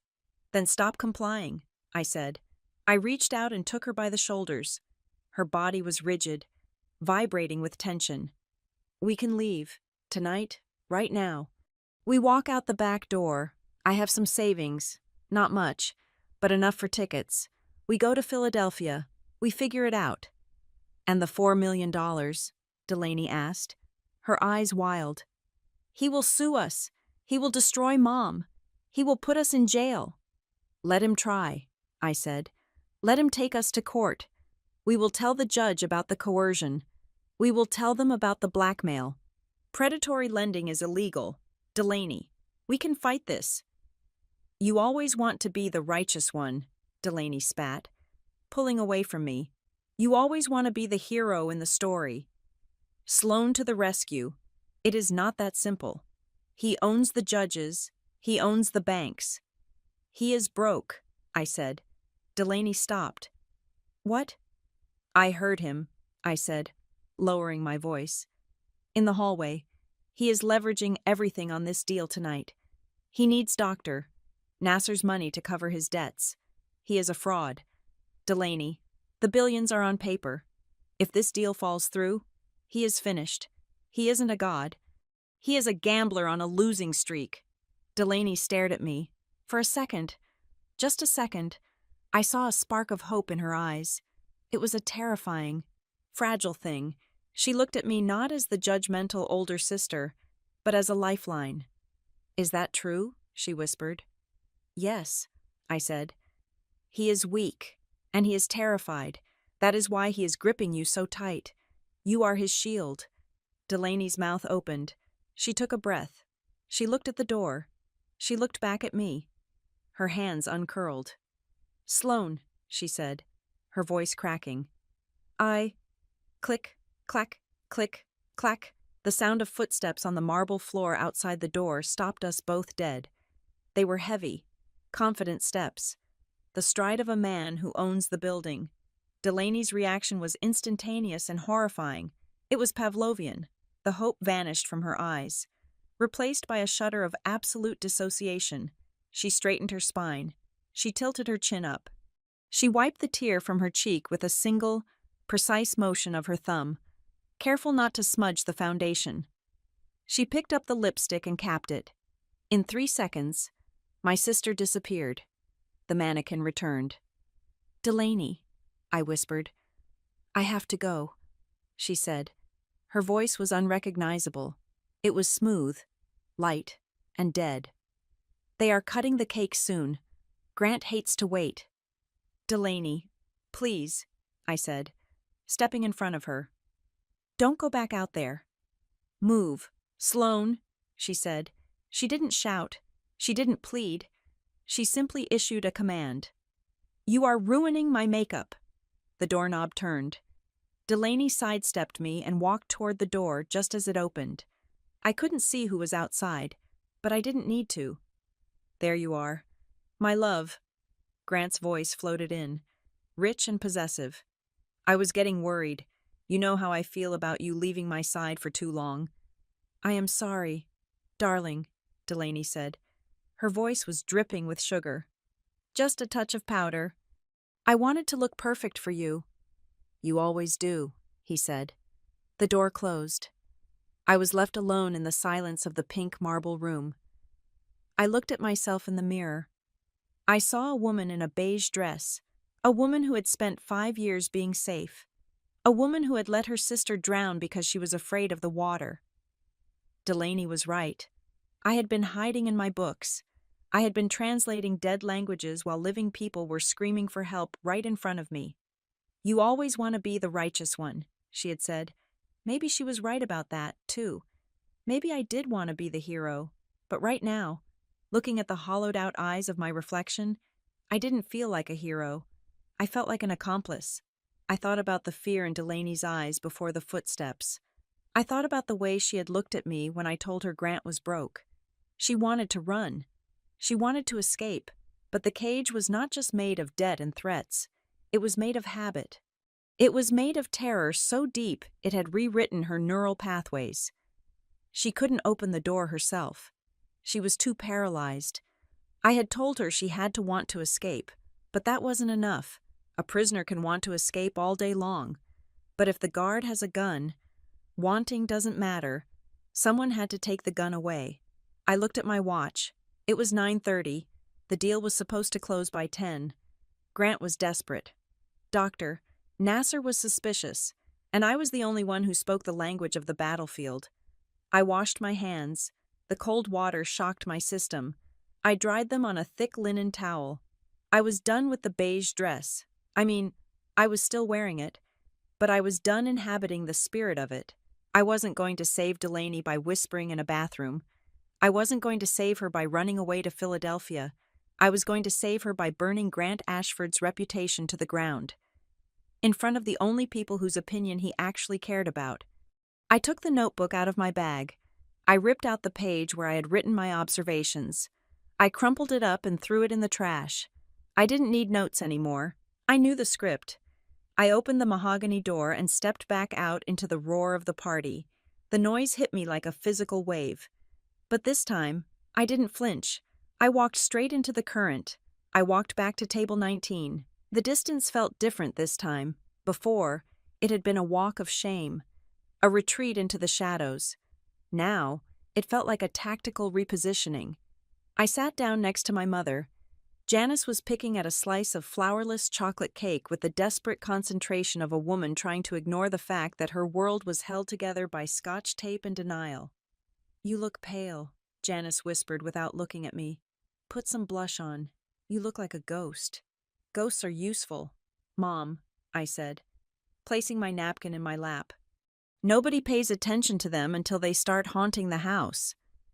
I poured myself a glass of water. My hands were steady.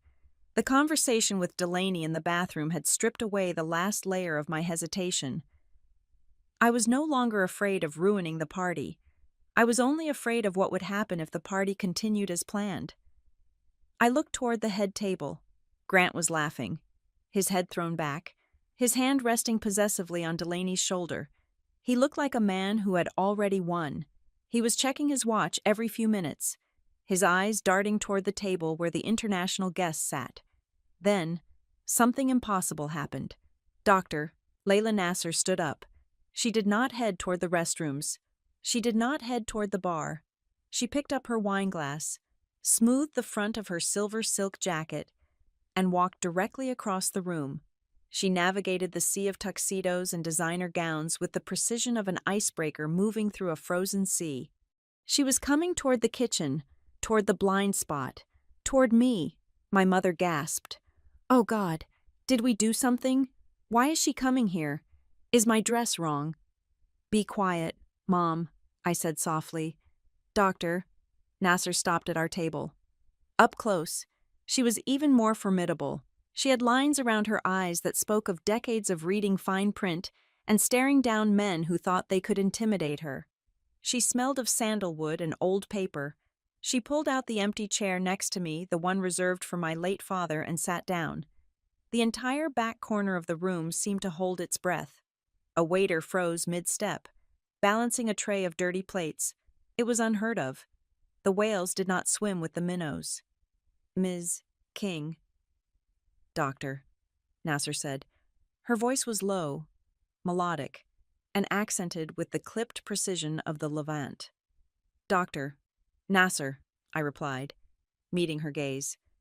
"I apologize for the intrusion," she said, ignoring my mother, who was staring at her with her mouth slightly open. "But I found the conversation at my table to be lacking in substance, and I have a question that has been bothering me for the last hour." "How can I help you?" I asked. "Doctor." Nasser took a sip of her wine. 7 years ago, there was a paper published in the Journal of Comparative Commercial Linguistics. It was titled, "The Architecture of Deceit, Semantic Loopholes in Trans-Mediterranean Contracts." The author was listed as King, a doctoral candidate at the University of Bologna. My heart hammered against my ribs. I had not thought about that paper in half a decade. It was a piece of academic obsession, a deep dive into how syntax could be weaponized in bilingual legal documents. "I read it, Doctor," Nasser continued. "I use it as required reading for my junior analysts. The analysis of the passive voice liability shift was brilliant. I assumed the author went on to work for The Hague or the World Bank." She looked at me. She looked at my beige dress. She looked at the service door swinging open behind me. "Imagine my surprise," she said, "when I saw the author fetching a scotch for a man who cannot even pronounce the name of the vintage." I felt a flush rise up my neck. But it wasn't shame.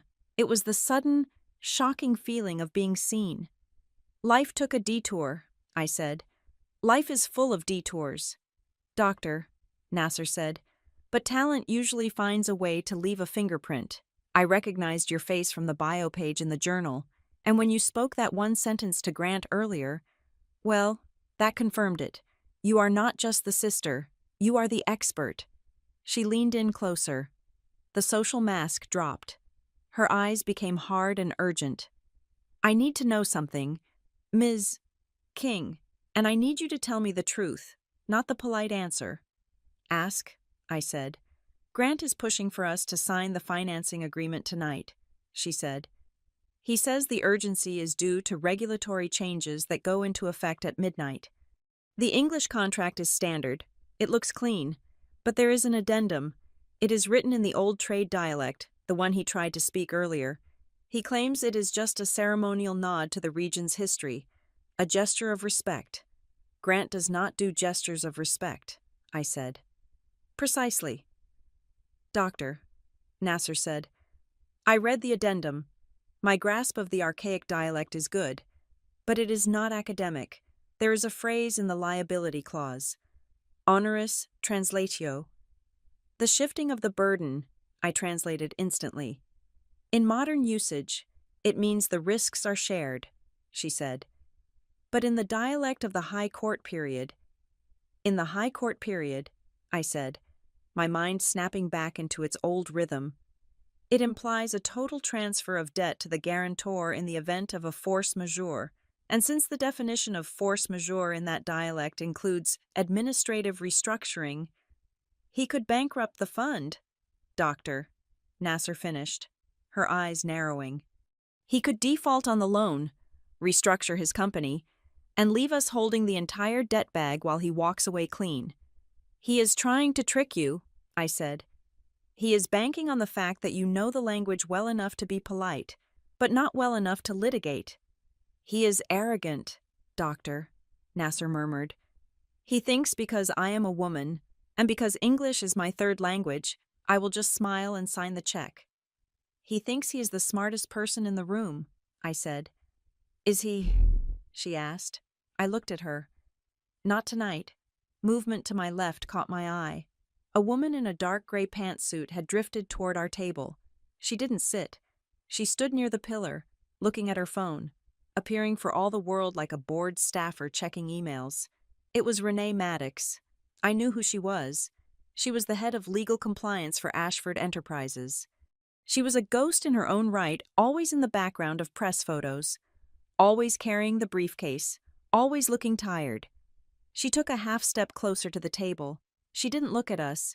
She spoke to the air. He has the papers in his jacket pocket, Renee said softly. Her voice was barely audible over the music. He switched the pages 10 minutes ago. The version he showed your lawyers earlier is not the version he's going to ask you to sign. Doctor. Nasser didn't turn her head. Do you have proof? I have everything, Renee whispered. She was trembling slightly. I have the emails where he ordered the change. I have the recordings of him threatening the auditors. I have the records of the debts he is hiding. He is insolvent. The company is hollow. Why are you telling us? I asked, looking at the lawyer's profile. Because he told me yesterday that if this deal fails, I am the fall guy, Renee said. Her voice cracked. He's already built a paper trail to pin embezzlement on me. He's going to take me down to protect himself. I need out, but I can't just dump it. If I dump it, he controls the story, calls me a bitter employee, says I tampered with the records. You need someone who can vouch for what you're saying. Doctor, Nasser said, I need it to happen in public, Renee corrected. She turned toward me then, panic bright in her eyes. I need him to do it where everyone can see. I need him to be so obvious, so smug, that when I release the files, no one can twist themselves into defending him. I need him to expose himself. He's about to give a speech, Renee added, flicking her gaze to her watch. He's going to call you up. Sloan, he wants to finish what he started earlier. He wants one last humiliation, something he can perform for the investors to prove how in control he is. In his mind, it's strength. He wants a spectacle. I said, then give him one. Renee said, rattle him, push him off script. If you can get him to admit the translation, if you can get him to claim the contract says one thing when it says another, then I can step in. But you have to bait the trap. Renee turned and walked away, disappearing back into the shadows near the bar. I looked at Dr. Nasser. She reached into her clutch and pulled out a small, heavy cardstock. It was her business card. She slid it across the tablecloth to me. If you stay silent. Doctor, Nasser said. He signs the deal, he gets the money, he buries your family, he buries Renee, and he wins. She tapped the card with a manicured fingernail. But if you speak, she said, if you expose him, I will pull the funding, I will announce it to the room, and I will make sure every bank in this city knows that the King family debt is invalid due to fraud. It was an offer of salvation, but it came with a price. I had to step into the center of the arena. I had to take the microphone. I had to face the man who had owned my family for 5 years and strip him naked with nothing but words. My mother grabbed my arm. Her grip was painful. Sloan, what are they talking about? Why is the lawyer here? Don't do anything crazy. Grant is looking at us. I looked up. Grant was standing at the microphone on the stage. He tapped it twice. Thump, thump. The sound echoed through the hall, silencing the chatter. Ladies and gentlemen, Grant said, his voice booming with charisma. If I could have your attention, he smiled. It was the smile of a tiger looking at a tethered goat. Before we cut the cake, and before we conclude our business for the evening, I want to invite a very special guest to join me up here, Grant said. Someone who has always been a unique part of our family story. He pointed directly at table 19. Sloan, he said. Come on up here. Delaney, standing next to him, looked terrifyingly pale. She stared at me across the room, her eyes wide with panic. She shook her head slightly. Don't come up here. Run.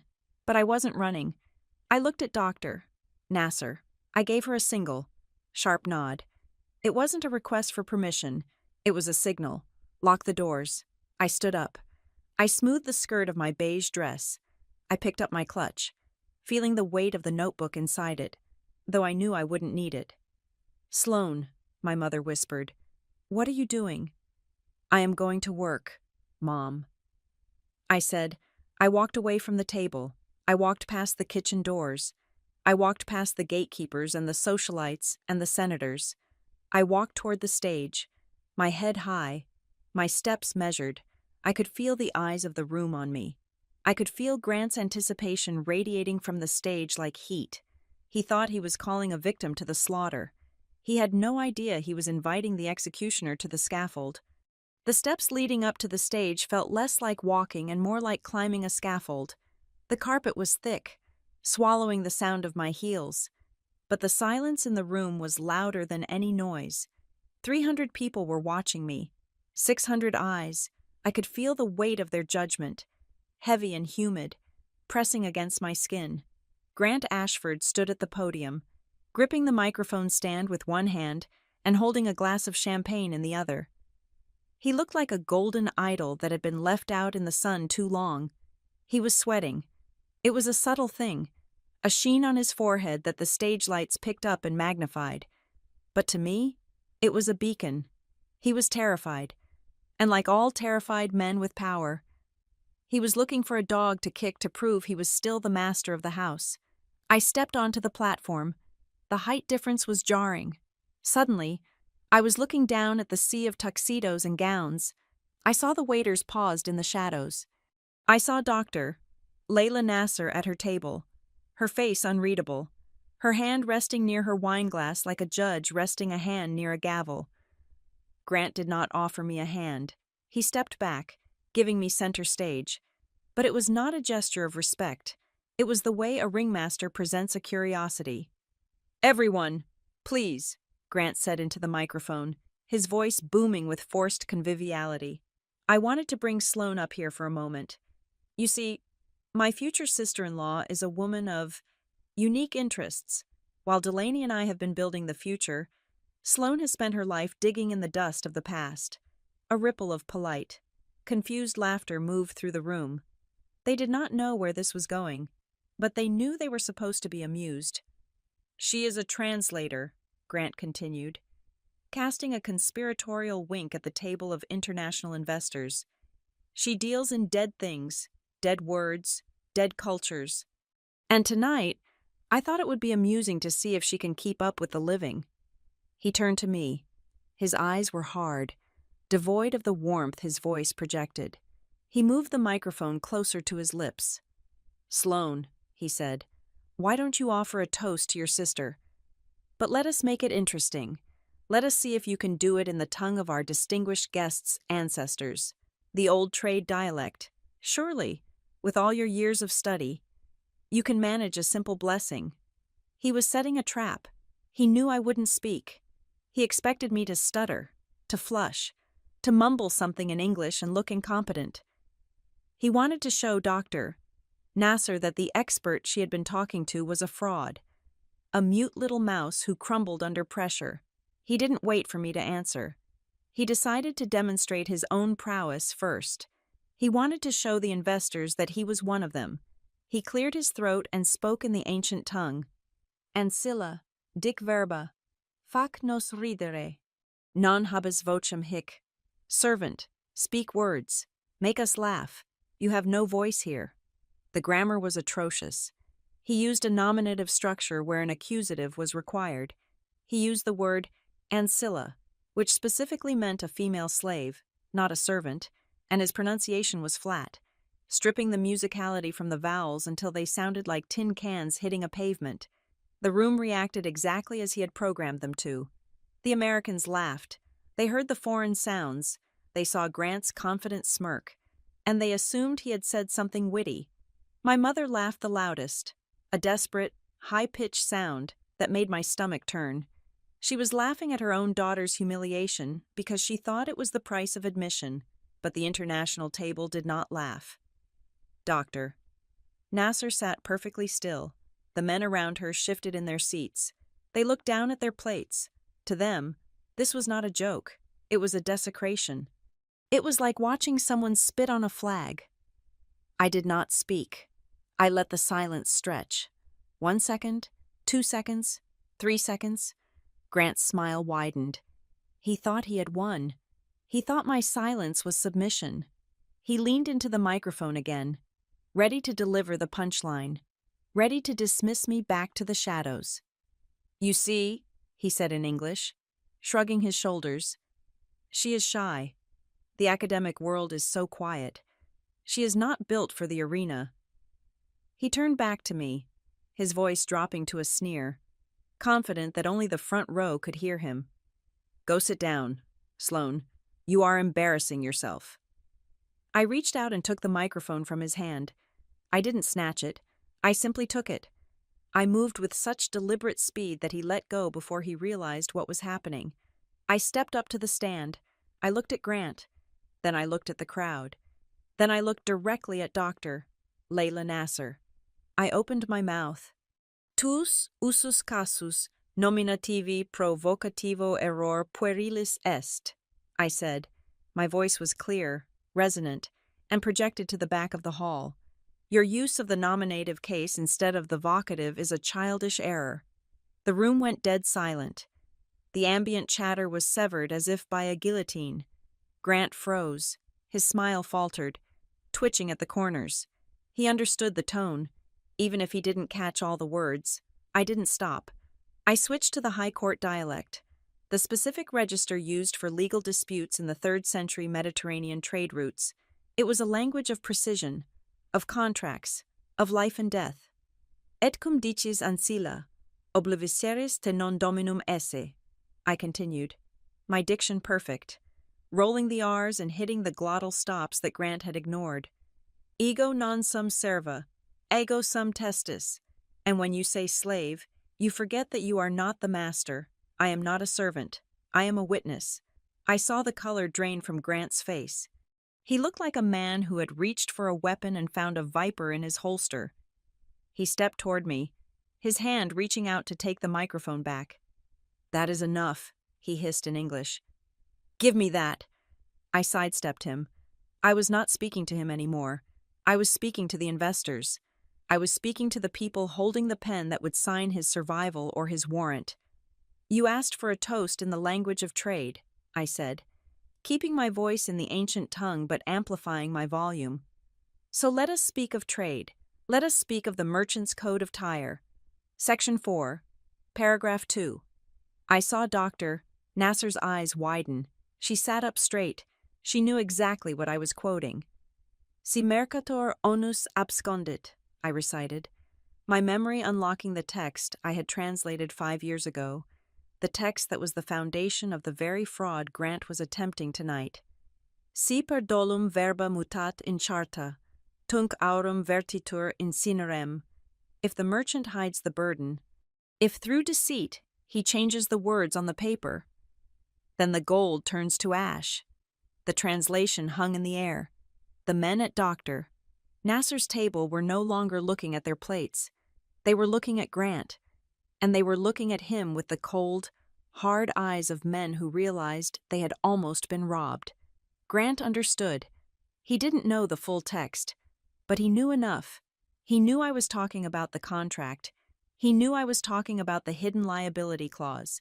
He knew I had just told his biggest investors that he was a thief, using the very language he had tried to use to impress them.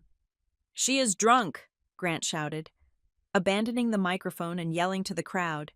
His voice cracked. "She is mentally unstable. Security, get her off the stage." 2 security guards started to move from the back of the room. I switched to English. I did not shout. I dropped my voice to a register that forced everyone to lean in. The acoustics of the room carried it to every corner. "I am not drunk, Grant," I said, "and I am not unstable. I understood every word you said to me. I understood the insult. I understood the grammar. And I understand the addendum to the contract you are trying to force Dr. Nasser to sign tonight." A gasp went through the room. It started at the front tables and rippled backward. This was not a toast. This was a demolition. "I stayed silent earlier because I was raised to be polite," I said, looking at my mother, who was clutching her pearls, her face a mask of horror. "I stayed silent because I thought dignity was quiet. But you mistook my manners for ignorance, and that is a very expensive mistake to make." I looked at Grant. He was trembling now, visibly. His hands were shaking at his sides. He looked at the investors, then at me, then at Delaney. "She is lying," Grant stammered. It is a performance, a joke. We rehearsed this." Nobody laughed.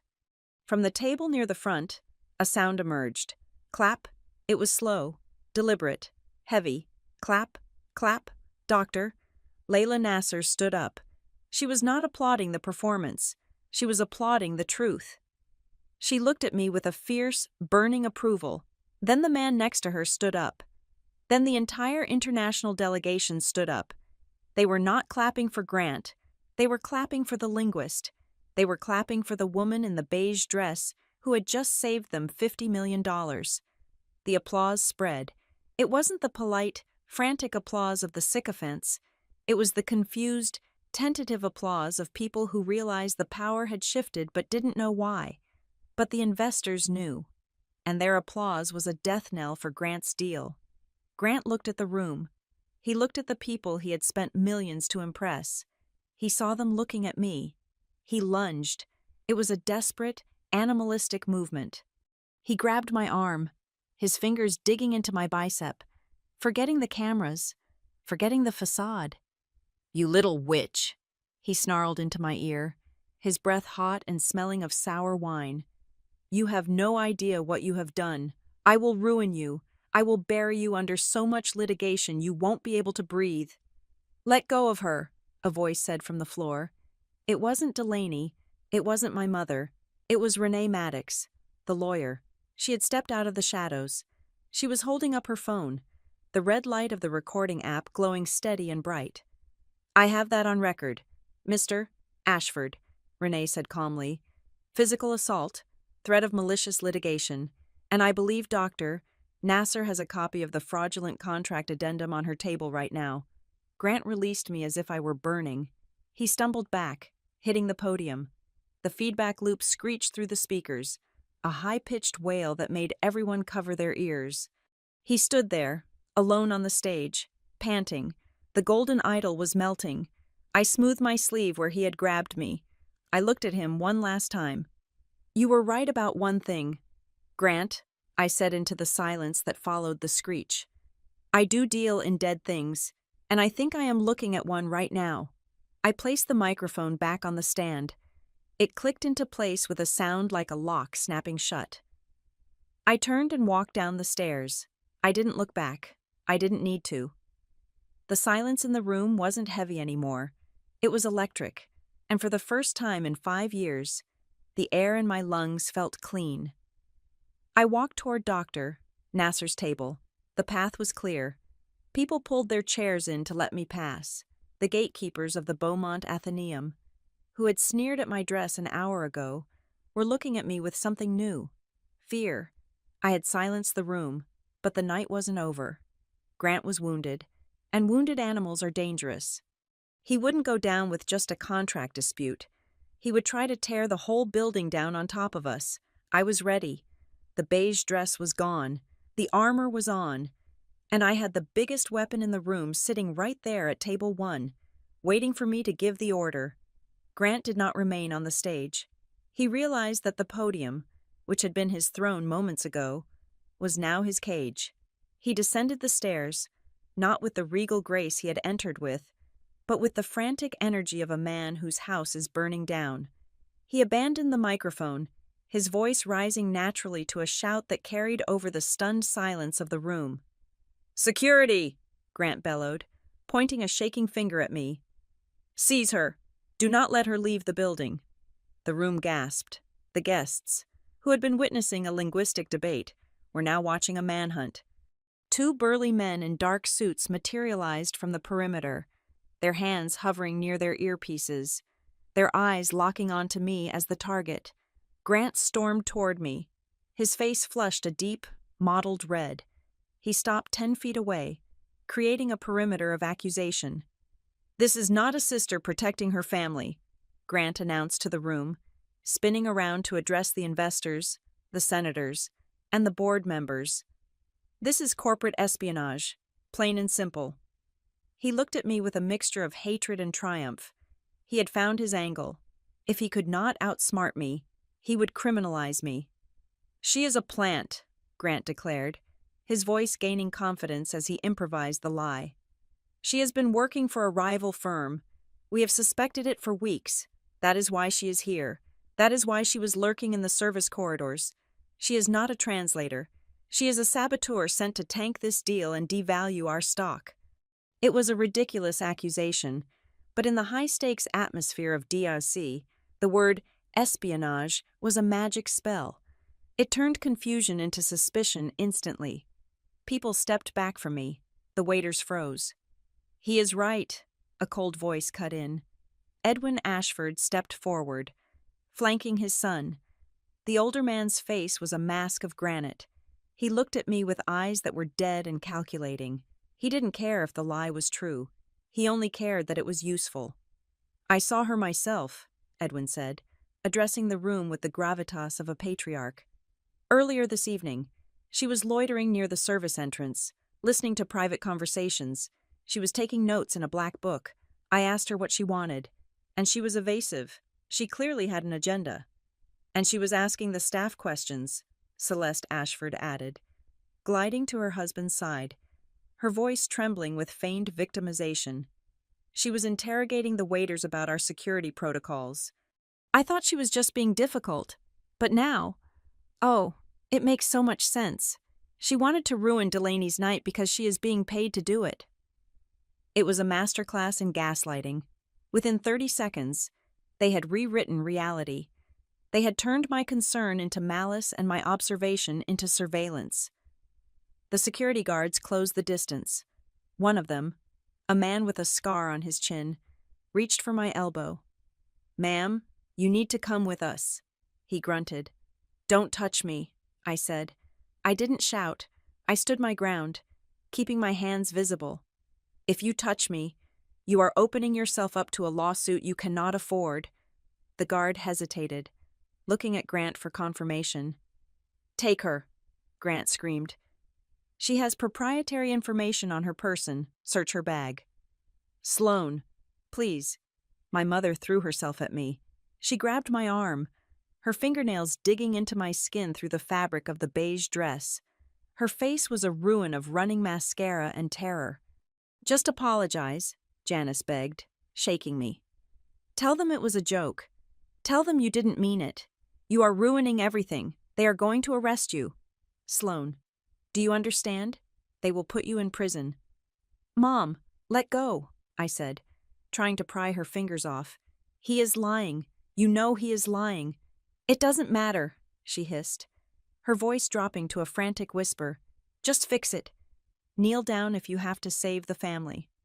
I looked at her.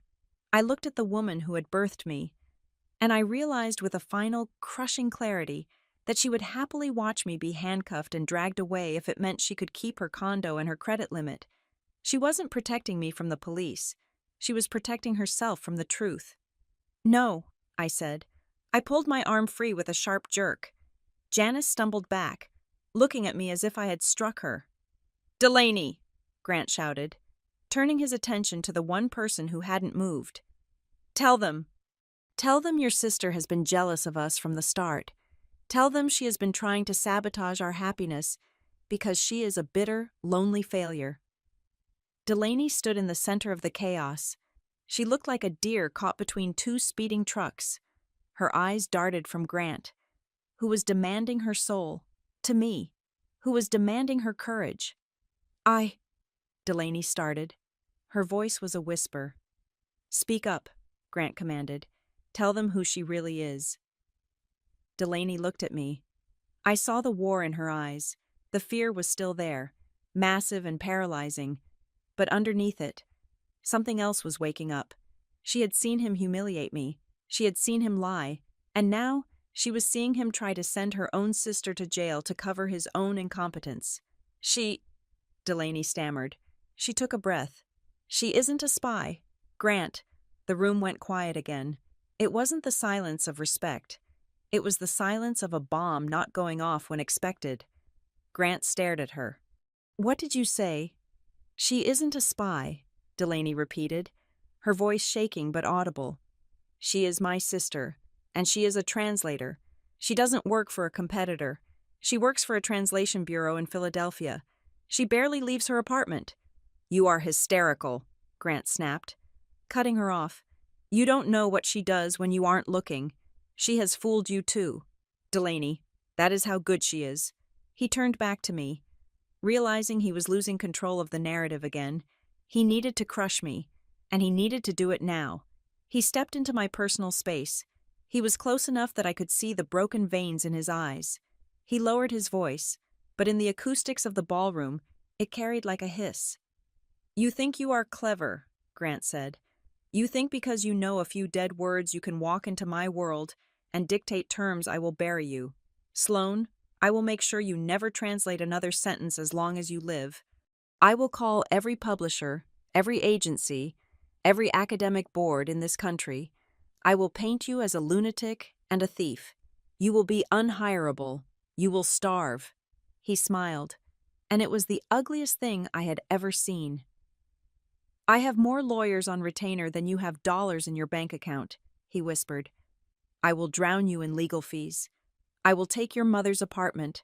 I will leave you with nothing but the clothes on your back. Walk out now. Admit you lied, and maybe I will let you keep your dignity. It was the classic move, the rich man's checkmate, destruction by attrition. He didn't need to be right. He just needed to be richer. Is that a threat, Mr. Ashford? The voice came from the shadows near the bar. Renee Maddox stepped forward. She held her phone up high, the screen glowing. Because if it is, Renee continued, her voice steady and clear, I feel obligated to inform you that I have been recording this entire interaction for the last 5 minutes. I have the accusation of espionage. I have the instruction to security to detain a guest without cause. And I definitely have the threat to maliciously destroy Miss King's livelihood using corporate resources. Grant spun around. Renee, what are you doing? Put that phone away or you are fired. I am already fired. Grant, Renee said, walking closer until she stood next to me. Or I will be, as soon as I file the whistleblower complaint I drafted this morning. You can't fire a compliance officer for documenting non-compliance. It is against the law, and so is framing an innocent woman to cover up securities fraud. Grant looked like he had been punched in the gut. He opened his mouth, but no words came out. Then, The final hammer fell. "Doctor?" Layla Nasser stood up. She didn't shout. She didn't wave a phone. She simply picked up her clutch bag and walked toward us. The international delegation rose with her, a silent phalanx of power. She stopped in front of the security guard who was still hovering near me. She looked at him. She didn't say a word. She just looked at him with the authority of a woman who managed sovereign wealth funds. The guard stepped back, lowering his hands. Layla turned to Grant. "Mr. Ashford," she said. Her voice was ice. "If you, or your security, or your lawyers, touch one hair on this woman's head, the deal is not just off, it is incinerated." "Dr. Nasser, please," Grant stammered, his hands fluttering. "You are being manipulated. She is an actress. She memorized those lines. Someone paid her to stage this. Can't you see? It is a performance." He pointed at Renee. "And her, she is a disgruntled employee. I was about to fire her for incompetence. They are working together to extort me." He was spiraling. He was throwing every accusation he could think of against the wall, hoping something, anything would stick. "She doesn't know the dialect," Grant insisted, his eyes wild. "She just learned a few phrases to trick you. It is a parlor trick." I laughed. It was a short, dry sound. "A parlor trick," I repeated. I looked at Grant. I looked at the sweat dripping down his temple. I looked at the way his hands were shaking. "Okay, Grant," I said. "Let us assume you are right. Let us assume I am a spy. Let us assume I am a plant sent here to destroy you." I took a step forward. He took a step back. "If I am a spy," I asked, my voice ringing out clearly in the silent room, "and if the details of this financing deal are so secret, so sensitive, that you have to use a dead language to hide them." I paused. I let the question hang there. "Then why?" I continued. "Were you discussing the liquidity crisis and Dr. Nasser's hesitation in the service hallway, loud enough for the catering staff to hear you?" The room went deadly still. Grant's mouth opened and closed. "I heard you," I said. "The waiter heard you. You were shouting into your phone about how you needed the money by midnight to cover the bridge loan. You were screaming that you would bury Dr. Nasser if she didn't sign." I turned to the audience. "Real spies don't need to hide in the shadows when the target is broadcasting his secrets in the corridor," I said. "He isn't afraid of espionage. Everyone, he is afraid of visibility. He is afraid that if you look closely enough, you will see that the emperor has no clothes, no money, and no honor." I looked back at Grant. "You aren't a victim, Grant," I said softly. "You are just loud." The silence that followed was total. It was the silence of a verdict being read. Grant Ashford looked around the room. He saw the faces of the senators, the investors, the partners. He saw the doubt. He saw the disgust. He saw the realization dawning on 300 people simultaneously he was a fraud. He looked at his father. Edwin Ashford turned his back on him. He looked at his mother. Celeste was staring at the floor. He looked at Delaney. Delaney was looking at me. And for the first time in 5 years, she wasn't looking at her shoes. She was standing straight. Grant had tried to frame me. He had tried to threaten me. But all he had done was hand me the microphone and turn up the volume. He had wanted to bury me. But he had forgotten the most important rule of digging a grave: make sure you aren't standing in it when the dirt comes down. The silence in the ballroom was not empty. It was heavy, filled with the crushing weight of realization. Grant Ashford stood alone in the center of the floor, stripped of his golden armor, looking frantically from face to face, searching for an ally who was no longer there. "Doctor." Layla Nasser did not give him time to recover. She reached into her leather portfolio and withdrew a single, crisp document. It was the addendum. The piece of paper that was supposed to save Grant's empire was about to become his death warrant. "Bring it here," Layla commanded. She did not shout, but her voice carried the authority of a woman who moved markets with a phone call. She placed the document on the white tablecloth of Table 1, right next to the untouched centerpiece of white roses. "Sloane," Layla said. looking at me. Translate, line 4, the repayment clause. I walked over to the table. The crowd parted for me. I was no longer the invisible sister in the beige dress. I was the expert witness. I looked down at the document. It was written in the old trade dialect, the script elegant and deceptive. Grant lunged forward, his face pale.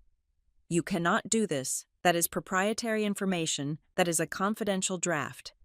It is a fraud attempt, I said, my voice cutting through his panic. I placed my finger on the specific line of text. Right here, Clause 4. I looked up at the investors gathered around the table. In standard contract law, I explained, projecting my voice clearly, a borrower has an obligation to repay the principal in the event of a liquidity freeze. It is mandatory. It protects the lender. I tapped the paper. But Grant did not use the word obligatio, I said. He used the term arbitrium. A gasp went through the international delegation. They knew the word. In modern usage, arbitrium can mean judgment or decision, I continued. But in the specific high court commercial dialect of the 3rd century, which this contract mimics, arbitrium has a very specific legal definition. It means at the pleasure of, it turns a mandatory repayment into a discretionary option. I looked directly at Grant. He rewrote the contract so that if his company goes under, he does not have to pay you back a single dime unless he feels like it, I said. He made investor protection optional. He tried to steal $50 million by changing one word. Doctor. Nasser looked at the document. She looked at the word. She looked at Grant. It is true, she whispered. The realization was absolute. She pulled a fountain pen from her pocket, uncapped it, and drew a thick, black line through the signature block. The deal is dead, Layla announced, standing up, and my legal team is receiving a digital copy of this document as we speak. We are filing for attempted securities fraud in the morning. Grant staggered back as if he had been physically struck. Layla, wait, please. It is a misunderstanding. It is a typo. I can fix it. You cannot fix character, Layla said coldly. Then, the second blow landed. Edwin Ashford stepped forward. I expected him to defend his son. I expected him to rage against the injustice of it all. But Edwin was a businessman before he was a father, and he had just watched his son incinerate the family legacy. You idiot, Edwin hissed. The room went quiet. Father, Grant pleaded, reaching out. They are lying. You have to believe me. I believe the money, Edwin said, his voice dripping with venom. I believe the fact that you just cost this family its liquidity leverage. I do not care that you were cruel to the girl. I do not care that you are a bully. I care that you are incompetent. He looked at Grant with pure disgust. You tried to play a game you were not smart enough to win, Edwin said. And you did it in public. You have embarrassed the Ashford name. Get out of my sight. Grant looked destroyed. His father had not rejected him for being a monster. He had rejected him for being a failure. It was the only sin that mattered in their world. This isn't over, Grant screamed, spinning around, his eyes wild. I will sue you all. I will destroy you. Renee. Where's Renee? I want injunctions filed tonight. Renee Maddox stepped out from behind me. She placed a small USB drive on the table next to the ruined contract. I am right here. Grant, Renee said. Her voice was shaking, but her chin was high. And I am not filing any injunctions for you. I am filing my resignation. And this drive contains the unedited audio of you threatening to frame me for embezzlement, along with the emails where you ordered me to hide the debt. She looked at him with a mixture of pity and revulsion. If you try to come after Sloane, or her family, or me, Renee said, I will take the stand. I will play the tapes for the jury myself. Grant stood panting in the center of the room. He was surrounded. The investors had turned on him. His lawyer had turned on him. His father had turned on him. He had no cards left to play. So he turned to the only person he thought he still owned. He turned to Delaney. My sister was standing near the table, her hands clasped in front of her. She looked like she was waking up from a long, dark coma. "Delaney," Grant said. His voice changed. It became dark, threatening. The voice of the abuser who realizes his victim is the only thing he has left to control. "We are leaving. Now." Delaney did not move. "Did you hear me?" Grant snarled, stepping toward her. "I said we are leaving. You are coming with me. You are my fiancé." "No," Delaney said. It was a small word, but it hit him like a brick. "What did you say?" Grant whispered. "I said no," Delaney said louder. She looked him in the eye. "I am not going anywhere with you," Grant laughed. It was a manic, ugly sound. "You have to come with me. Look at you. You are nothing without me. I bought you. I bought your house. I bought your clothes. Without me, you are just a bankrupt little girl from Philadelphia. You are a zero. Delaney, a zero." The insult hung in the air, gross and heavy. Delaney looked at him, and for the first time, she smiled. But it wasn't the fake, locked smile she had worn all night. It was a real, sad smile. "Maybe," Delaney said softly. "But at least I am not a fraud." She raised her left hand. She gripped the massive diamond ring that had been her shackle for 2 years. She twisted it.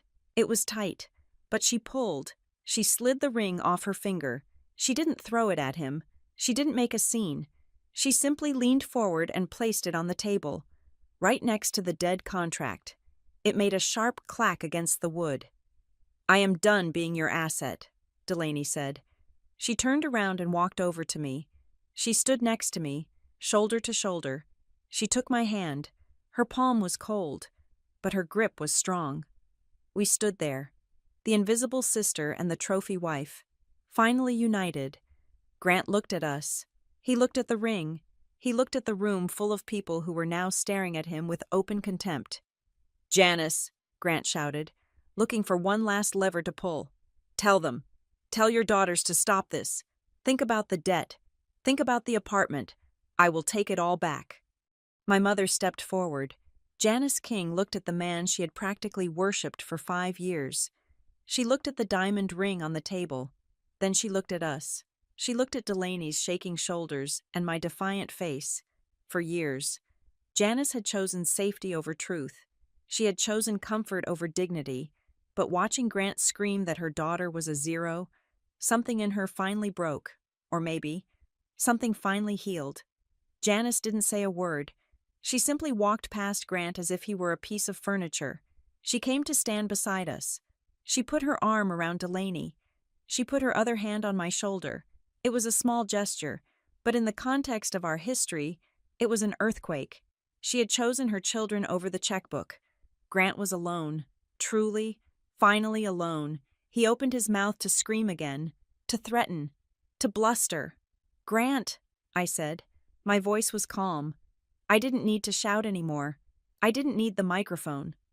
"Stop," I said. "It is over. You did this." He spat at me, tears of rage streaming down his face. "You ruined my life.